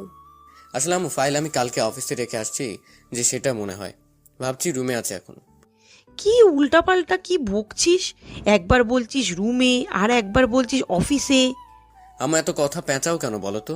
আব্বু আমার জন্য গাড়িতে ওয়েট করছে, আমি গেলাম। প্রীতম আবার কিছু না বলে হাঁটা শুরু করলো। প্রীতমের বাবা ওকে উদ্দেশ্য করে বলল, এতক্ষণ লাগে আসতে, তাড়াতাড়ি আয়। প্রীতম আবার থেমে গেল। ইসিট, রুমের দরজা লক করতে মনে নেই। লক না করে যাওয়া যাবে না। আব্বু, আমার আবার একটু রুমে যেতে হবে। প্রীতমের বাবার মুখে বিরক্তি ভাব নিয়ে বলল, আজকে তোর হয়েছে কি বলতো? পাগলের মতো করছিস কেন? না বাবা, কিছু না, 1 মিনিট ওয়েট করো। প্রীতম রুমে লক করলো। ইস, আবার আম্মুর সাথে দেখা, কত প্রশ্ন করে আবার কে জানে। এই, তুই আবার এসেছিস কেন? আম্মু, আমার মোবাইলটা রুমে রেখে গেছি, মোবাইলটা নিতে আসছি। তখন তো তোরাতে মোবাইল দেখলাম। আরে আম্মু, এত প্রশ্ন করো কেন? প্রীতম কথা এড়িয়ে চলে গেল। আব্বু, এসে গেছি, চলো। চল। প্রীতমের মাথা শুধু নিঝুমের চিন্তায় ঘুরপাক খাচ্ছে। মেয়েটা জ্বরের ঘরে কি সব বলছে, হয়তো কোনো ছেলেকে খুব ভালোবাসতো, ছেলেটা কি ওকে ঠকিয়েছে? জ্বরের ঘরে বললেও কথাগুলো হয়তো সত্যি, কারো কাছ থেকে হয়তো খুব বেশি আঘাত পেয়েছে। ও তো বলছে ফ্যামিলিতে সৎ মা বাবা নেই, আবার আজকে বলল ফ্যামিলির প্রত্যেকটা মানুষকে কষ্ট দিয়েছে। কিছুই বুঝতে পারছি না, মেয়েটা কি আমায় মিথ্যে বলছে? এই প্রীতম, গায়ে থেকে নামবি না নাকি? কারো ডাকে প্রীতম ভাবনার জগৎ থেকে বেরিয়ে আসে। অফিসে এসে গেছি আব্বু। এই, তোর হয়েছেটা কি বলতো? সে কখন থেকে অন্যমনস্ক হয়ে ভাবছিস? তুই কি অফিসে নতুন আসছিস? অফিস চিনিস না নাকি? আব্বু, এবার সে এত বেশি কথা বললে ভোকাল কর্ডে প্রবলেম হবে তোমার। কথা বললে তো আবার ভোকাল কার্ডে প্রবলেম হয়। আব্বু, তুমিও তো দেখছি আম্মুর মতো কথা পেঁচাও। প্রীতমের বাবা রাগান্বিত কণ্ঠে বলল, কি আমি কথা চাই? আব্বু, রাগ করলে তোমায় একদম বাপ্পারাজের মতো লাগে, কথা না বাড়িয়ে হাঁটো তো। টাইম যাচ্ছে না, মন বাসায় পড়ে আছে প্রীতমের। মেয়েটা কি করছে কে জানে, শুধু নিঝুমের কথায় মাথায় ঘুরপাক খাচ্ছে। মেয়েটার বিষয় ওকে এত ভাবাচ্ছে বুঝতে পারেনি। মিটিং শেষ করে ওর বাবার কাছে গেল প্রীতম। বাবা, ডাকছো আমায়? বস। দেখ বাবা, আমার বয়স হয়েছে, অফিসের দায় দায়িত্ব আর নিতে পারছি না। এই বয়সে নামাজ পড়বো, আল্লাহকে ডাকবো, ঘুরবো ফিরবো। আমার অফিসের চেয়ারে বসে থাকতে আর ভালো লাগে না। তুই তোর দায়িত্বটা বুঝে নে। বাবা, তুমি আর এগুলো বলার টাইম পাইলা না? আচ্ছা, সব দায়িত্ব নিব তো, আমি তো সব কাজেই তোমায় হেল্প করি, দায়িত্ব নেওয়ার কি আছে? আমার হেল্প করলে তো হবে না, তোর দায়িত্ব তুই বুঝে নে, কাজের প্রতি সিরিয়াস হ। বাবা, কাজকর্ম আমার ভালো লাগে না, আমি এখন বাসায় যাব, মাথা ব্যথা করে। তুমি একটু অফিসে সামলে এসো। শুরু হলো তোর অজুহাত। অফিসে আসলেই তোর পেট ব্যথা, মাথা ব্যথা। প্রীতম এসবের উত্তর না দিয়ে বলল, বাবা, আমি গেলাম। এই ছেলেকে নিয়ে যে আমি পারি না, কাজকর্ম মোটর করতে চায় না, এই বুড়ো বয়সে অফিসের চেয়ারে বসে থাকতে হয়। এইসব ভাবতেই মেজাজ বিগড়ে যায় প্রীতমের বাবার। প্রীতম অফিস থেকে বের হয়ে বাসার উদ্দেশ্যে রওনা হলো। মেয়েটা ট্যাবলেট খেতে পারে না, লিকুইড ওষুধ নিতে হবে। জ্বর কমছে নাকি কে জানে। পরিচিত এক ফার্মেসির দোকানে গেল প্রীতম। আসসালামু আলাইকুম আঙ্কেল, কেমন আছেন? ওয়ালাইকুম আসসালাম বাবা, আলহামদুলিল্লাহ ভালো। তুমি কেমন আছো? জি আঙ্কেল, ভালো। আঙ্কেল, জ্বরের লিকুইড ওষুধ দেন। রোগীর বয়স কত? মেয়েটার বয়স তো জানি না, দেখতে তো পিচ্ছি পিচ্ছি মনে হবে। আঙ্কেল, 17-18 হবে। 17-18 বয়সের রোগীর জন্য লিকুইড ওষুধ? হ্যাঁ আঙ্কেল, ট্যাবলেট খেতে পারে না। আঙ্কেল, জ্বরের ঘরে উল্টাপাল্টা বকে। অনেক জ্বর বা অতিরিক্ত ডিপ্রেশনের কারণে এমনটা হয়। টেনশন করো না, ঠিক হয়ে যাবে। প্রীতম ওষুধ কিনে হাঁটা শুরু করলো। মেয়েটা আমার ব্রাশ ইউজ করলো, সকালে ব্রাশও কিনতে হবে। 2টা ব্রাশ কিনে নিলাম। মেয়েটা যেন কি খেতে পছন্দ করে, আইসক্রিম, মিষ্টি আর ফুচকা। ইস, আম্মু যদি এগুলো হাতে দেখে তাহলে শেষ। প্রীতম বাসায় পৌঁছে দেখলো আম্মু তার রুম গোছাচ্ছে। যাক, বাঁচা গেল। প্রীতম রুমে ঢুকে দেখে নিঝুম এখনো ঘুমাচ্ছে। কি নিষ্পাপ মুখটা। কপালে হাত দিয়ে দেখে জ্বর একদম কমে গেছে।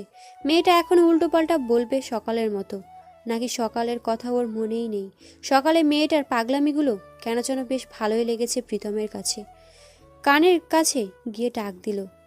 নিঝুম। ঘুমের ওষুধে কাজ হয়েছে বেশ, এখনো ঘুমাচ্ছে। প্রীতম নিঝুমের পায়ের তলায় সুড়সুড়ে দিল। নিঝুম লাফিয়ে উঠে বসলো। প্রীতমের দিকে এক নজর তাকিয়ে বলল, সকাল হয়ে গেছে?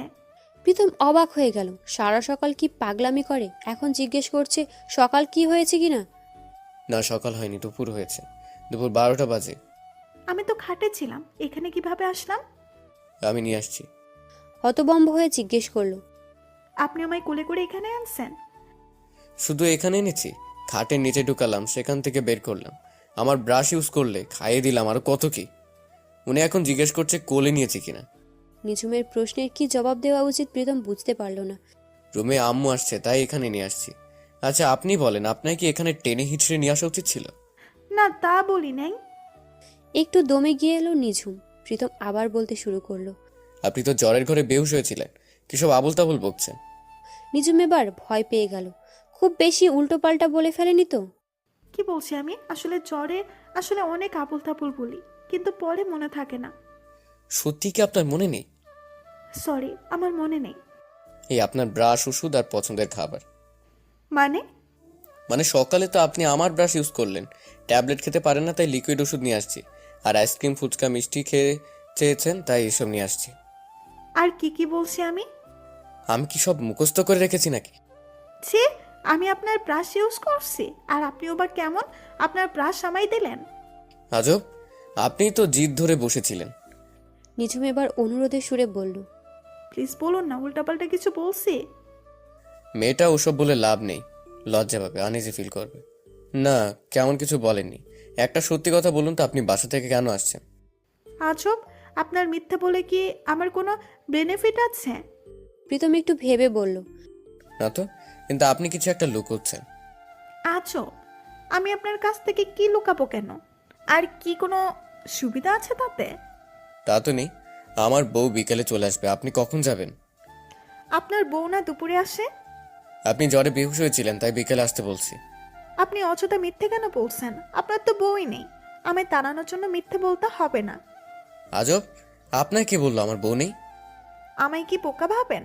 আপনার রুমে একটাও মেয়েলি ড্রেস নেই। প্রীতম এবার দমে গেল। বুঝে যখন গেছেন তখন আর মিথ্যে বলে লাভ নেই। তা আপনি যাচ্ছেন কখন? নিঝুম একটু ভাব নিয়ে বলল, যেতে পারি, একটা শর্ত আছে। মেয়েটা খুব ভালো সুবিধাবাদী, যাওয়ার জন্য আমার শর্ত দিচ্ছে। শর্ত না মানলে যাব না। আমি না গেলে আপনি কিছু করতে পারবেন না। বেশি বুঝলে আপনার বাবা মাকে বলবো আপনি আমায় বিয়ে করে বাসায় নিয়ে আসছেন। প্রীতম মেয়েটার বুদ্ধি দেখে বিস্মিত হয়ে গেল। কি শর্ত বলেন? আমায় একটা চাকরি করে বাসার ব্যবস্থা করে দিতে হবে।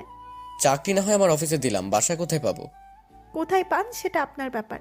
আর সুবিধাবাদী বললেন না, বিপদে পড়ে এমন একটা হয়েছে। আর ভাবেন না বাসা ভাড়া আপনার দিতে হবে, বাসা ভাড়া আমিই দিব। টাকা কোথায় পাবেন?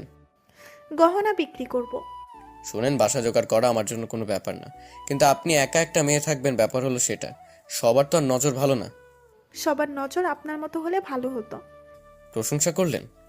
প্রশংসার যোগ্য হলে প্রশংসা তো করতেই হবে। শুনেন, আপনি এখানেই থাকুন, কথা বলেন না, বাবা আসছে বাসায়। প্রীতমের বাবা প্রীতমের মাকে উদ্দেশ্য করে বলল। রেনু, এখনো ঘুমাচ্ছ? ডাক শুনে ঘুম ভেঙে যায়। ঘুমাচ্ছিলাম। কখন আসলে অফিস থেকে? এই তো মাত্র। প্রীতম আসেনি?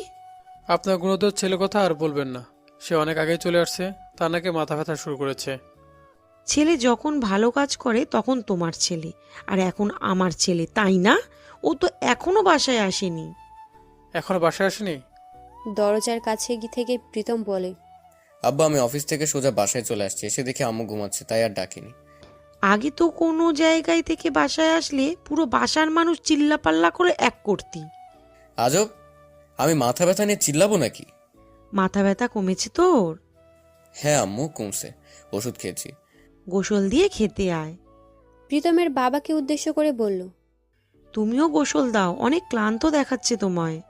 এই বয়সে এত দায় দায়িত্ব মাথায় চাপ থাকলে ক্লান্ত তো লাগবেই। ছেলে হলো একটা অকর্মা। কয়েকদিন অফিসে যেতে যেতে কাজের দিকে মনোযোগ এমনি আসবে, আমি ওকে বুঝিয়ে বলবো। নিঝুমের খুব টেনশন আছে। জ্বরের ঘরে কি বলেছে কে জানে, কিছুই মনে রাখতে পারে না। ফোনটা হাতে নিয়ে গ্যালারির পিকচারগুলো দেখে, দুটো চোখ বেয়ে পানি পড়ছে। এমনটা কি হলো? এটা তো হওয়ার ছিল না। প্রীতম রুমে বসে বসে ভাবছে, কোথায় বাসা ভাড়া নেওয়া ওর জন্য? একা একটা মেয়ে মানুষ, কত প্রবলেমই তো হতে পারে। মেয়েটার শরীরে একটু ভয় নেই। সকালে পাগলামির কথা ভেবে নিজে নিজে একা একা হাসছে প্রীতম। মেয়েটা পারেও বটে। ব্যালকনিতে বসে আছে নিঝুম, চুলগুলো খোলা, বেশ ভালোই লাগছে। হয়তো দাঁড়িয়ে দাঁড়িয়ে কাঁদছে। মেয়েটাকে দেখলে মনে হয় পৃথিবীর সমস্ত দুঃখ কষ্ট বিষণ্ণতা ওর উপর ভর করেছে। কি করে নিঝুম আনমনেই বসে বসে। যতই সময় যাচ্ছে ততই মেয়েটাকে জানার আগ্রহ বাড়ছে। এই যে, কি করেন আপনি? প্রীতমের ডাকে পেছনে ফিরে তাকালো নিঝুম। চোখের কোণে জমে থাকা পানিটুকু মুছে মুচকি এসে বলল, ফ্যামিলি প্ল্যান করি। প্রীতম ফিক করে হেসে দিল। বিয়ের আগেই ফ্যামিলি প্ল্যানিং? সবকিছু আগে থেকে চিন্তা করা ভালো। সবকিছু তো অ্যাডভান্স তো দেখছি। সবকিছু আগে থেকে চিন্তা করা ভালো, এটা বুঝেন। আর বাড়ি থেকে বেরিয়ে কোথায় যাবেন এই চিন্তা করেন না। দেখুন, মানুষের দুর্বল পয়েন্ট নিয়ে কথা বলবেন না। ওকে, বললাম না। দরজার কাছ থেকে প্রীতমের মায়ের ডাক পড়ল। প্রীতম মোবাইল কানে নিয়ে কথা বলার ভান করে বলল। আম্মু, ফোনে কথা বলি। নিজুম জোরে সোর থেকে বেলকনিতে এক কোণায় বসে পড়ল। ইস, এখন যদি উনি আমায় দেখে ফেলে, কি যে বাজে পরিস্থিতি হবে। প্রীতমও চিন্তায় পড়ে গেল। আম্মু, এখন ব্যালকনিতে গেলে কি যে হবে? আম্মুকে আমার সন্দেহ করে। দূর, কিসব ভাবছি। আম্মু, ভাত দাও, ক্ষুধা লাগছে খুব। তোকে তো সেই কখন গোসল দিতে বললাম, গোসল না দিয়ে খাবি নাকি? তুই গোসল দিয়ে খেতে আয়। যাক, এবারের মতো বাঁচা গেল। নিজুমের খুব হাসি পাচ্ছে। কি উটকো ঝামেলায় পড়ছে লোকটা আমার জন্য। ওনার আম্মুর সামনে ওনার মুখটা দেখার মতো ছিল। ভয় পাবো না তো কি? এমন সিচুয়েশনে থাকলে আপনি কি ভয় পেতেন না? জানেন, হাসলে যাদের গালে টোল পড়ে তারা কি? জানবো না কেন, ছোটবেলা থেকে এটা জানতে জানতে অভ্যস্ত হয়ে গেছে। মেয়েদের গালে টোল ভালো লাগে, ছেলেদের কেন যেন ভালো লাগে না। হয়েছে, আমার টোল নিয়ে আপনার রাজনীতি করতে হবে না। মেয়েটার জন্য এত কিছুর কেস করার পরেও কেন জানি মেয়েটার প্রতি একটুও বিরক্ত হচ্ছে না প্রীতম, এবং মায়া কাজ করছে। এই যে অফ হয়ে গেলেন কেন জানেন? আমি একটা বিষয় লক্ষ্য করেছি। কি বিষয়? আপনি আর আমার উপর আগের মতো বিরক্ত হচ্ছেন না। ইস রে, মেয়েটা মনোবিজ্ঞান নিয়ে তো আবার লেখাপড়া করে না, বুঝলো কিভাবে? দেখুন, আপনি আমার অতিথি, আপনার উপর বিরক্ত হওয়া প্রশ্নই আসে না। হয়েছে, দেখছি তো কত বাজে বিহেভস করছেন আমার সাথে। প্রীতমের মনে ভাবছে। মেয়েটার সাথে কি খুব বেশি বাজে বিহেভ করে ফেলছি? নিজুম আবার বলতে শুরু করলো। বাজে বিহেভস করছেন ওটা কোনো ম্যাটার না, উপকার করছেন এতেই অনেক। খুব বেশি বাজে বিহেভ করে ফেলেছি? না, একটু একটু। শুনেন, আরেকটু পর আম্মু খেতে রাখবে, আপনি গোসল দিবেন না? দিব। আবার জ্বর আসে যদি? খুব তো দেখছি কেয়ার করছেন। না, আসবে না জ্বর। বাবা, খারাপ বিহেভ করলেও দোষ, ভালো বিহেভ করলেও দোষ। নিজুম কি মনে করে যেন খিলখিল করে হেসে দিল। প্রীতম কিছুটা অস্বস্তি বোধ করলো। কেউ যদি সামনে বসে কারোর ছাড়া হাসে, বারবারই অস্ত্রিত বোধ করে। হাসেন কেন? কাঁদতে কাঁদতে ক্লান্ত, তাই হাসছি। আর কাঁদবো না অযথা কারোর জন্য। চোখের পানি না ফেলাই ভালো। কার জন্য চোখে পানি ফেলছেন? ফ্যামিলির সবার জন্য। হাসছি কিসের জন্য জানেন? না বললে জানবো কিভাবে? হাসছি আপনার অবস্থা দেখে। কত ঝামেলায় পড়ছেন আমার জন্য। দুপুরে কি আমার জন্য ভাত চুরি করে আনবেন? আমি কি ঠিকছি আপনার জন্য ভাত আনতে যাব? সেটাই তো, আপনি ভাত না এনে দিলে আমি খাবো কি? ব্ল্যাকমেইল? জি। আপনি গোসল দেন, তারপর আমি গোসল দিব। নিজুম খাটের নিচ থেকে ব্যাগ বের করে জামা কাপড় নিয়ে ওয়াশরুমে গেল। যাক, শেষ পর্যন্ত একজন ভালো মানুষের দেখা পেলাম। কতটা ভালো লোকটা। এত ভালো মানুষ কি করে হয়? ওনার হয়তো আমার উপরে মায়া পড়ে গেছে। তাছাড়াও এমনিতেই উনি খুব ভালো। নিজুম গোসল শেষ করে ওয়াশরুম দরজা দিয়ে একটু উকি দিয়ে দেখলো প্রীতম কোথায় আছে। উনি সোফায় শুয়ে আছে। লোকটা খাটেও শোয় না আমার জন্য। বাহ, ভালোই। কি যেন বই পড়ছেন উনি। রুমের দরজা জানালা সব আটকানো, কেউ দেখে ফেলার ভয় নেই। নিজুম ওয়াশরুম থেকে বের হয়ে আসলো। প্রীতম বাইরে থেকে চোখটা সরিয়ে নিজুমের দিকে তাকালো। প্রীতমের দৃষ্টি আটকে গেল। মেয়েটাকে এত সুন্দর লাগছে কেন? ভেজা চুল থেকে টপ টপ করে পানি পড়ছে, বেশ লম্বা চুল। মেয়েদের সব থেকে ভেজা চুলে বেশি সুন্দর লাগে। প্রীতম ইচ্ছে করলেও চোখ ফেরাতে পারছে না। মেয়েটা এত মায়াবতী কেন? চোখগুলো কি টানা টানা, যে কোনো মানুষকে মায়ায় জড়াতে পারে চোখের চাহনিতে। ভেজা চুলে মেয়েদের খুব বেশি স্নিগ্ধ মায়াবী লাগে। নিজুম অস্বস্তি বোধ করছে। লোকটা এক দৃষ্টিতে তাকিয়ে আছে। চোখের পলকি ফেলছেন না। এই যে, কি দেখছেন? নিজুমের ডাকে চোখ ফিরিয়ে নিল প্রীতম। ধুর, মেয়েটার দিকে এক দৃষ্টিতে তাকিয়েছিলাম। মেয়েটা হয়তো মনে মনে খুব অস্বস্তি বোধ করছে। কি মনে করছে কে জানে। প্রীতম নিজুমের কথা জবাব না দিয়ে এড়িয়ে গেল। কি বলবে ভেবে পাচ্ছে না। অনেকক্ষণ পর জিজ্ঞেস করলো। আপনার গোসল দেওয়া শেষ? না, দেইনি গোসল। আমি তো দেখলাম দিছেন। দেখে আবার জিজ্ঞেস করেন কেন? প্রীতম এবার লজ্জায় লাল নীল বেগুনি হয়ে গেল। এবার নিজুমের কথা জবাব না দিয়ে বলল। আপনি ব্যালকনিতে গিয়ে দাঁড়িয়ে থাকেন, আমি গোসল দিয়ে আসছি। প্রীতম মনে মনে খুব লজ্জা পাচ্ছে। ধুর, মেয়েটা আবার খারাপ ভাবলো না তো? প্রীতমের জীবন থেকে বর্ষা চলে যাওয়ার পর এই প্রথম কোনো মেয়ে এত ভালো লাগে। মেয়েটা ব্যালকনিতে দাঁড়িয়ে আছে, চুলগুলো বাতাসে উড়ছে, বেশ ভালোই লাগছে। প্রীতম লুকিয়ে লুকিয়ে ব্যাপারটা উপভোগ করছে। ক্ষুধা লাগেনি? প্রীতমের কথায় পেছন ফিরে তাকালো নিঝুম। আপনি নাকি খাবার এনে দিবেন না? না খেয়েই থাকতে হবে। ক্ষুধা লাগলেই কি? রাগ করলেন? বিপদে পড়লে রাগ করতে নেই। আপনি ওয়েট করেন, আমি খাবার নিয়ে আসছি। ধরা খায়েন না আবার। প্রীতম হেসে বলল। দোয়া করেন, আগে দেখতে হবে আম্মু কি করে। আম্মু কোথায় তুমি? প্রীতমের মা ওয়াশরুম থেকে বলল। এটাই তো উত্তম সুযোগ। প্রীতম ড্রয়িং রুমে থেকে আবার খাবার নিয়ে সোজা রুমে চলে গেল। এই নিন। মনে মনে বকছেন আমায়? মোটেও না। এগুলো তো আবার অ্যালার্জি নেই তো? পানি লবণ সব আছে, ভাতও বেশি করে আনছি। নিঝুম মুখ বাঁকিয়ে বলল। কথায় কথায় খোটা দেন কেন? প্রীতম হেসে দিল। সরি, আর খোটা দিব না। ফ্লোরে বসে খাওয়া যাবে না, একদম টেবিলে বসে খেতে হবে। আপনার আম্মু আসে যদি? আমি তো আছি পাহারা দেওয়ার জন্য। নিঝুমের খুব হাসি পেল, হাসি চেপে বলল। আচ্ছা। হাসি চাপিয়ে রাখতে হবে না, প্রাণ খুলে হাসুন। প্রীতম দরজার সামনে দাঁড়িয়ে আছে, নিঝুম টেবিলে বসে আছে। সকালবেলা মেয়েটা কি পাগলামি না করলো, খুব হাসি পাচ্ছে প্রীতমের। একা একা দাঁড়িয়ে হাসছেন কেন? আপনার সকালের পাগলামির কথা ভেবে। নিঝুম অনুনয়ের সুরে বলল। কি পাগলামি করছি বলেন না। না কিছু না। জ্বরের ঘরে কি সব করছি কে জানে। ধুর, এসব নিয়ে না ভাবাই ভালো। নিঝুম আবার খেতে শুরু করলো। প্রীতম উদ্গ্রীব হয়ে বলল। নিজুম ভাত নিয়ে ব্যালকনিতে যাও, আম্মু আসছে। নিঝুম ভাত নিয়ে ব্যালকনিতে দৌড় দিল। এমন লুকোচুরির বিষয়গুলো কেন জানি খুব ভালো লাগছে, অন্যরকম একটা অনুভূতি। প্রীতমের আম্মু রুমের কাছে আসতেই প্রীতম বলল। আম্মু খুব ক্ষুধা লাগছে, চলো ডাইনিং রুমে চলো। আরে তোর প্রবলেম কি হলো তো? সে কখন থেকে ডাকছি কোনো সাড়া নেই। খুব অদ্ভুত আচরণ করছিস। উফ আম্মু, তুমি সব কিছুতে প্রবলেম খুঁজো কেন বলো তো? আমি টিভি দেখতেছিলাম তাই ডাক শুনিনি। প্রীতম ওর মাকে নিয়ে ড্রয়িং রুমে চলে গেল। বাবা কই? এই যে আমি হাজির। প্রীতম ভাত খেতে খেতে ওর বাবাকে জিজ্ঞেস করলো। বাবা কবে যেন বলছিল অফিস একজন মানুষ লাগবে। প্রীতমের বাবা ব্যঙ্গ সুরে বলল। আজকাল অফিসে যাওয়ার জন্য মানুষও খুঁজিস। বাবা সবসময় আমায় নিয়ে ব্যঙ্গ করো কেন? আমার এক পরিচিত বড় ভাই বললো ওনার এক রিলেটিভসের চাকরির ব্যাপারে, তাই জিজ্ঞেস করলাম। সব কিছুতে আমায় নিয়ে মজা করো, ধুর। প্রীতমের আব্বু, তুমি সবসময় ওর কথা নিয়ে মজা করো, কখনো সিরিয়াস ভাব নেও না। তোমার ছেলেটাকে তোমার কি মনে হয় বলো তো? কি আর হবে, অকর্মর ঢেকি মনে হয়। আম্মু তুমি আব্বুকে কিছু বলবা? আচ্ছা, চাকরির কথা যে বলছিস, লেখাপড়া কত দূর, কাজে কেমন স্কিল তা জানিস? সে মেয়েটার ঠিকানা, লেখাপড়া এসব কিছুই জানা হলো না। বাবা আমি তোমায় বিকেলে জানাবো। এই জন্য তোমার ছেলের কথা নিয়ে আমি ব্যঙ্গ করি, কিছু না জেনে চাকরির জন্য বলছে। আম্মু তুমি কিন্তু আমার পক্ষে কথা বলে ফেলছো।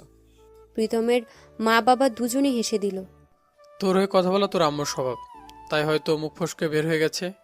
খাওয়া শেষ করে প্রীতম রুমে গেল। মেয়েটা ব্যালকনিতে জড়সড় হয়ে বসে আছে, চেহারায় ভয়ের ছাপ। কি ভয় পেয়েছেন? নিঝুম মাথা নিচু করে বলল। আপনার আম্মু যদি দেখে যেত আপনার অবস্থা খুব খারাপ হতো। প্রীতম হেসে বলল। ভয় পাওয়ার কিছু নেই, আমার মতো পাহারাদার থাকতে ভয়ের কোনো কারণ নেই। আম্মু দেখলে আমার অবস্থা খারাপ হতো, কিন্তু আপনার ছেলের বউ ভেবে নিয়ে খুব আদর করত। আম্মুর আবার ছেলের বউয়ের মুখ দেখার খুব শখ। নিঝুম হেসে দিল। প্রীতম বলল। হাসলে আবার টাইম ভালো লাগে, কাঁদলে পেতনির মতো লাগে। কখনো কাঁদবেন না আর। আচ্ছা কিছু প্রশ্ন করার ছিল। কি? প্রশ্নের কথা শুনে ভয় পেলেন মনে হয়। তেমন কিছু না, জিজ্ঞেস করবো না। আপনার চাকরির ব্যাপারে বাবার কাছে বলছিলাম, বাবা আপনার সম্পর্কে কিছু জানতে বলছে। আপনার বাবা জিজ্ঞেস করেনি কার জন্য চাকরির কথা বলছেন? জিজ্ঞেস তো করছেই। বলছি আমার এক পরিচিত ভাইয়ের রিলেটিভস। জানেন আপনার জন্য এই কয়দিনে যত মিথ্যে কথা বলছি, আমার পুরো লাইফেও এত মিথ্যে বলিনি। নিঝুম মুচকি এসে বলল। তা তো বুঝছি, কি প্রশ্ন বলেন? আপনি কিসে পড়েন? ঠিকানা? আমি তো মোটেও লেখাপড়া করিনি, স্কুলের মুখই দেখিনি। ঠিকানা বরিশাল। জোকস করেন না, বলেন কিসে পড়েন। আরে সত্যি আমি লেখাপড়া করিনি। তাহলে চাকরিও নেই? আপনার সাথে সত্য ছিল চাকরি দিবেন, আমার এডুকেটেড হতে হবে এটা তো সত্য ছিল না। লেখাপড়া ছাড়া চাকরি যুক্তিহীন কথা বললে তো চাকরি জুটবে না। লেখাপড়া জানি না, কিন্তু চাকরি আপনার দিতে হবে। আচ্ছা আপনি বরিশাল থেকে ঢাকা এসেছেন অত রাতে একা? হুম। বাহ, খুব সাহস তো দেখছি। ঢং না করে বলুন কিসে পড়েন। বরিশাল বিশ্ববিদ্যালয় থেকে ফিজিক্সে অনার্স করছি, honours second year. That's great. আমি অনেক চেষ্টা করছি বাট পাবলিক ভার্সিটিতে চান্স পাইনি। শেষে বাপের টাকায় লাল বাতি জ্বালিয়ে প্রাইভেট ভার্সিটিতে ভর্তি হয়েছি। আপনার লেখাপড়া কমপ্লিট? একটা সত্যি কথা কি জানেন? না বললে জানবো কিভাবে? আমি ভাবছি আপনি হয়তো 9-10-এ পড়েন। নিজুম ফিক করে হেসে দিল। হুম, সবাই আমায় দেখে তাই ভাবে। জি, আমিও ব্যতিক্রম না। আপনার একটা খারাপ অভ্যাস আছে জানেন? না বললে জানবো কিভাবে? আমার কথা আমায় ফিরিয়ে দিচ্ছেন। হয়তো। আমি আপনার অনেক জুনিয়র, তাও আপনি বলে সম্বোধন করছেন। আমায় কেউ আপনি করে বললে নিজের কাছে নিজেকে বুড়ি মনে হয়। প্রীতম ভেবে দেখলো আসলেই তো এটা খারাপ অভ্যাস। আচ্ছা, এখন থেকে তুমি বলবো। আচ্ছা বলেন। তোমার আজকে ভাতে পেট ভরছে, লবণ পানি অ্যালার্জি সব ঠিক ছিল তো? দুজনই হেসে দিল। প্রীতম বলল, দেখুন, প্রথমবার তুমি বলছি তো তাই আনইজি লাগছে। আবার আপনি? ও সরি, তুমি। আচ্ছা, আপনার লেখাপড়া তো কমপ্লিট, কি করছেন এখন? কি আর করব, বাবার বিশাল বড় ব্যবসা, মাঝে মাঝে একটু অফিসে যাই। চাকরি বাকরি ওসব আমায় দেওয়া হবে না। আচ্ছা, আমার চাকরিটা না হয়ই হলো, থাকবো কোথায়? আজকে 25 তারিখ, 1 তারিখ বাসা খোঁজ করতে হবে। এতদিন থাকবো কোথায়? রাস্তায় থাকবেন? বললাম না, রাস্তায় থাকতে আমার ভালো লাগে না। প্রীতম হেসে বলল। এই কয়দিন আমি পাহারা দিয়ে রাখবো, টেনশন করেন না। প্রীতমের ফোন বেজে উঠল। নিজুমকে হাতের ইশারায় চুপ থাকতে বলল। হ্যালো খালু, কেমন আছেন? প্রীতমের খালু একটা দীর্ঘশ্বাস ছেড়ে বলল, ভালো আর কিভাবে থাকি, তোর খালা আবার অসুস্থ হয়ে গেছে। তোর আম্মুর ফোনে কতবার ফোন দিলাম, রিসিভ করলো না। তোর আম্মুর কাছে ফোনটা দে তো। আচ্ছা দিচ্ছি। খালামণি এখন কোথায়? হসপিটালে। প্রীতম ওর মায়ের কাছে ফোনটা দিয়ে আবার রুমে চলে আসলো। নিজুমের কাছে গিয়েই বলল। আমার খালামণি অসুস্থ, তাই খালু ফোন দিয়েছে। নিজুম হেসে দিয়ে বলল। আমি কি জিজ্ঞেস করেছি কে ফোন দিছে? প্রীতম সত্যি লজ্জা পেল। সত্যি তো, নিজুম তো আমায় কিছু জিজ্ঞেস করেনি, হুদাই বলতে কেন গেলাম? নিজুম আবার বলল। কি থেমে গেলেন কেন? আপনি তো কিছু জিজ্ঞেস করেনি, কি বললো তো? আপনি বারবার আমার কথা আমায় ফিরিয়ে দিচ্ছেন। কি হয়েছে আপনার খালামণির? আমার খালাতো ভাই 1 বছর আগে ব্লাড ক্যান্সারে মারা গেছে। একটাই ছেলে, শোক কাটিয়ে উঠতে পারেনি এখনো, সেই থেকে বারবার অসুস্থ হয়ে যায়। নিজুম একটা দীর্ঘশ্বাস ফেলে বলল। বুঝছি। সন্তান হারানোর শোক কখনো কাটিয়ে ওঠা যায় না। প্রীতমের আম্মু ডাক আসলো আবার। প্রীতম ওর মায়ের রুমে গেল। প্রীতমের মা চোখ মুছতে মুছতে বলল। আমু তুমি কেঁদো না তো, খালামণি সুস্থ হয়ে যাবে। আমি কালকে অফিস শেষে গিয়ে খালামণিকে দেখে আসবো। প্রীতমের বাবা মা হসপিটালের উদ্দেশ্যে রওনা হলো। প্রীতম রুমে বসে মন খারাপ করে বসে আছে। ওর খালাতো ভাই ওর বয়সী ছিল, খুব ভালো বন্ধুত্বপূর্ণ সম্পর্ক ছিল। আল্লাহ কখন কাকে নিয়ে যায় কেউ জানে না। প্রীতমের বুক চিরে দীর্ঘশ্বাস বেরিয়ে এলো। আপনার মা বাবা আপনার খালার বাসায় গেছে? খালার বাসা না, হসপিটালে গেছে। ও, মন খারাপ আপনার? আমার কোনো ভাই বোন নেই, আমি একা। খালারও আর কোনো সন্তান নেই। আমরা দুজন আপন ভাইয়ের মতোই ছিলাম, হঠাৎ করে সব শেষ হয়ে গেল। প্রিয়জন হারানোর শোকটা সহজে ভোলা যায় না। মা বাবা তো বাসায় নেই, তুমি পাশের রুমে থেকো। আর খুব বন্দি অবস্থায় ছিলে তাই না? ছাদে যাও, মন ভালো হয়ে যাবে। আমার শখের বাগান আছে ছাদে। আমার লুকোচুরি খেলাটাই মজা লাগছে। প্রীতম কষ্টের মাঝেও হেসে দিল। সবকিছুতে ভিন্ন রকম ভালো লাগা আছে, শুধু খুঁজে নিতে হয়। নিজুম ছাদে গিয়ে দেখে সত্যি অনেক সুন্দর। নিজুম বিস্ময় চোখে জিজ্ঞেস করলো। এত ফুল? আরো ফুল ছিল, আব্বু ফুল গাছ কেটে সবজির চাষ করছে। আব্বুর সবজি আমার ফুল। আমিও মাঝে মাঝে আব্বুর সবজি গাছ কেটে ফুলের চারা লাগাই। এই নিয়ে তো তুমুল বেঁধে যায়। নিজুম হেসে দিয়ে বলল। ফুলের চেয়ে সবচেয়েই ভালো। খবরদার আমার ফুল গাছ নিয়ে রাজনীতি করো না। আমার মন খারাপ থাকলে এখানে আসলে মন ভালো হয়ে যায়। আমার মন খারাপের সঙ্গে এরা। সত্যি অনেক সুন্দর, লোকটা শৌখিনও বটে। জানো এই ফুল চারা আমি কত জায়গা থেকে কতভাবে সংগ্রহ করেছি? নিজুম হেসে বলল। আমি তো নামও জানি না ঠিকভাবে। প্রীতম বলল। ও, তোমার জন্য একটা সুখবর আছে। নিজুম অবাক হয়ে বলল। আমার জন্য আবার কি সুখবর? তোমার চাকরি হয়ে গেছে, কাল থেকে অফিসে যেও। এটা তো আপনার জন্য সুখবর। প্রীতম ভ্রুকুচকে জিজ্ঞেস করলো। মানে হলে আপনি 2টা শর্ত পূরণ করতে পারলে আমি আপনার বাসা থেকে চলে যাব। একটা পূরণ হয়েছে, এটা তো আপনার জন্যই সুখবর। জ্যোৎস্নার আলোতে ছাদের পরিবেশটা আরো মনোরম লাগছে। জ্যোৎস্নায় নিজুমের প্রিয়, আর জ্যোৎস্নার আলোকিত ফুল গাছ প্রীতমের ভালো লাগে। আপনার জ্যোৎস্না রাত ভালো লাগে না? জ্যোৎস্না যখন আমার ফুল গাছের পড়ে তখন ভালো লাগে। এছাড়া ভালো লাগে না? কখনো জ্যোৎস্নার আলোতে ভালো লাগা খুঁজিনি, তাই হয়তো ভালো লাগা খুঁজে পাই না। তোমার তো জ্যোৎস্নার রাত খুব প্রিয় তাই না? শুধু প্রিয় না, অনেক অনেক প্রিয়। গায়ে জ্যোৎস্নার আলো মাখাতে আমার খুব ভালো লাগে। জ্যোৎস্নার আলোতে মেয়েটাকে খুব বেশি মায়াবী লাগছে। চুলগুলো খোলা, বাতাসে উড়ছে, ওর চোখের চাহনি হারিয়ে যেতে ইচ্ছে করছে। এত অল্প সময়ের ভিতরে একটা মানুষকে এত বেশি ভালো লাগতে পারে কিভাবে? একদম জ্যোৎস্না পরি মনে হয়। তুমিও জ্যোৎস্নাকে ভালোবাসো, জ্যোৎস্নাও তোমায় ভালোবাসে। নিঝুম অবাক হয়ে জিজ্ঞেস করলো। জোসনা আবার মানুষকে ভালোবাসে কিভাবে? তোমায় তো চাঁদের আলোতে জ্যোৎস্না পরি মনে হচ্ছে। ভালো না বাসলে কি এত সুন্দর লাগতো? নিঝুম খানিকটা লজ্জা পেল। কেউ যদি সামনে বসে প্রশংসা করে তখন নিঝুমের সবচেয়ে বেশি অস্বস্তি লাগে। প্রশংসার বদলে সৌজন্যমূলক ধন্যবাদ জানাতে ওর ভালো লাগে না। কি হলো, থেমে গেলে কেন? নিঝুম মুচকি হেসে বলল। জোসনার আলোতে আপনাই ভূতের মতো লাগছে। আমি তো আর জ্যোৎস্নাকে ভালোবাসি না যে আমায় পরীর মতো লাগবে। নিঝুম খিলখিল করে হেসে দিল। আপনি জোসনা পরি হতে যাবেন কেন? আপনি জোসনা চিন। প্রীতম এবার না হেসে পারল না। তুমি তো বেশ মজা করতে পারো। জানেন, আমার ইচ্ছা আমার এমন একটা ঘরে বিয়ে হবে যেখানে ভাঙা বেড়ার ফাঁক দিয়ে জোসনার আলো আসবে। তোমার ইচ্ছেগুলো তো অদ্ভুত। ওই যে একটা গান আছে না, আমার ভাঙা ঘরে ভাঙা চালা, ভাঙা বেড়ার ফাঁকে অবাক জ্যোৎস্না ঢুইকা পড়ে, হাত বাড়াইয়া ডাকে। জি, গানটা আমার ভালো লাগে। আপনি তো বেশ ভালোই গান করতে পারেন। দেখুন, আমার সামনে বসে আমায় প্রশংসা করলে ঘুষি মেরে তার নাক ফাটিয়ে দিতে ইচ্ছে করে। নিঝুম মুখ বাঁকিয়ে বলল। আমারও তাই ইচ্ছে করে যখন কেউ বলে আমায় নাকি জোসনা পরীর মতো লাগে। দুজনই হেসে দিল। এত ভালো লাগে কেন ওর কথাগুলো? প্রীতম বলল। তোমার বয়ফ্রেন্ডের কাছে ওই রাতে চলে গেলেই পারতে, রাস্তায় থাকার কি দরকার ছিল? নিঝুম বুঝতে পারল প্রীতম সিস্টেম করে ওর বয়ফ্রেন্ডের কথা জানতে চাইছে। বয়ফ্রেন্ড থাকলে তো যাব। প্রীতম অবাক হওয়ার ভঙ্গিতে বলল। কি বলো, তোমার মতো সুন্দরী মেয়ের বয়ফ্রেন্ড নেই?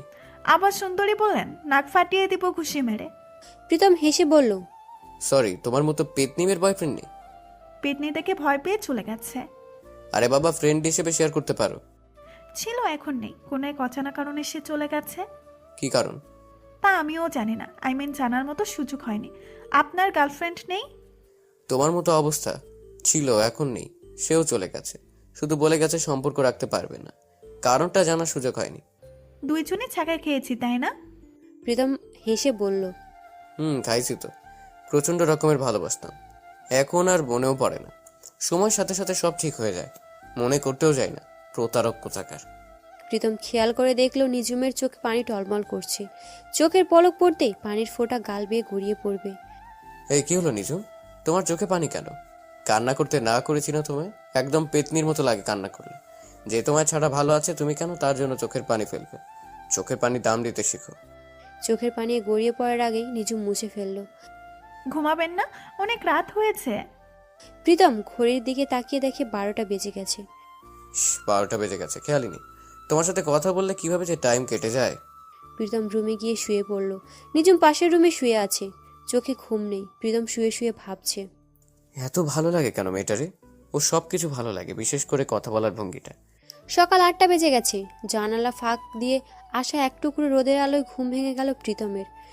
নিজেও এখনো ঘুম থেকে উঠুনি? ফ্রেশ হয়ে নিঝুমের রুমে গেল। ওর রুমে সকালের মিষ্টি রোদের আলো পড়েছে, জ্যোৎস্নার আলো। সকালের মিষ্টি রোদ সবকিছু মেয়েকে ভালো লাগে। জড়সড় হয়ে শুয়ে আছে, মুখে বারবার চুল পড়ছে। প্রীতমের ইচ্ছে হচ্ছে চুলগুলো হাত দিয়ে সরিয়ে দিতে। মেয়েটা খারাপ ভাববে, নিজেকে সামনে নিল প্রীতম। নিজে উঠো, সকাল হয়ে গেছে। অফিসে যাবে না? কোনো সাড়া নেই। এই মেয়েটা একদম মরার মতো ঘুমায়। তাড়াতাড়ি উঠে বসে পড়ল নিঝুম। কি ভয় পেয়েছো? অফিসে যাবে না? নিঝুম ঘুম জড়ানো চোখে বলল। ইস, ভুলেই গেছি। এই নাও তোমার কফি। নিঝুম বিস্মিত হয়ে জিজ্ঞেস করলো। কফি কে বানিয়েছে? অবাক হওয়ার কি আছে, তুমি আমার অতিথি, তোমার যত্ন তো করতেই হবে। নিঝুম মুচকি হেসে বলল। বাবা, কি যত্ন। তাড়াতাড়ি রেডি হয়ে নাও, অফিসে যেতে হবে। দুজনই ফ্রেশ হয়ে খেতে অফিসের উদ্দেশ্যে রওনা দিল। আমি কি আপনার সাথে যাব? তো কার সাথে যাবে? আপনি অফিসের বস, আপনার সাথে গেলে লোকে কি ভাববে? আমি অন্য গাড়িতে করে যাব, আপনি যান। নিজুম, এত বেশি বুঝতে নেই, উঠো তো। শেষ পর্যন্ত প্রীতমের জোড়াজড়িতে গাড়িতে উঠতে হলো।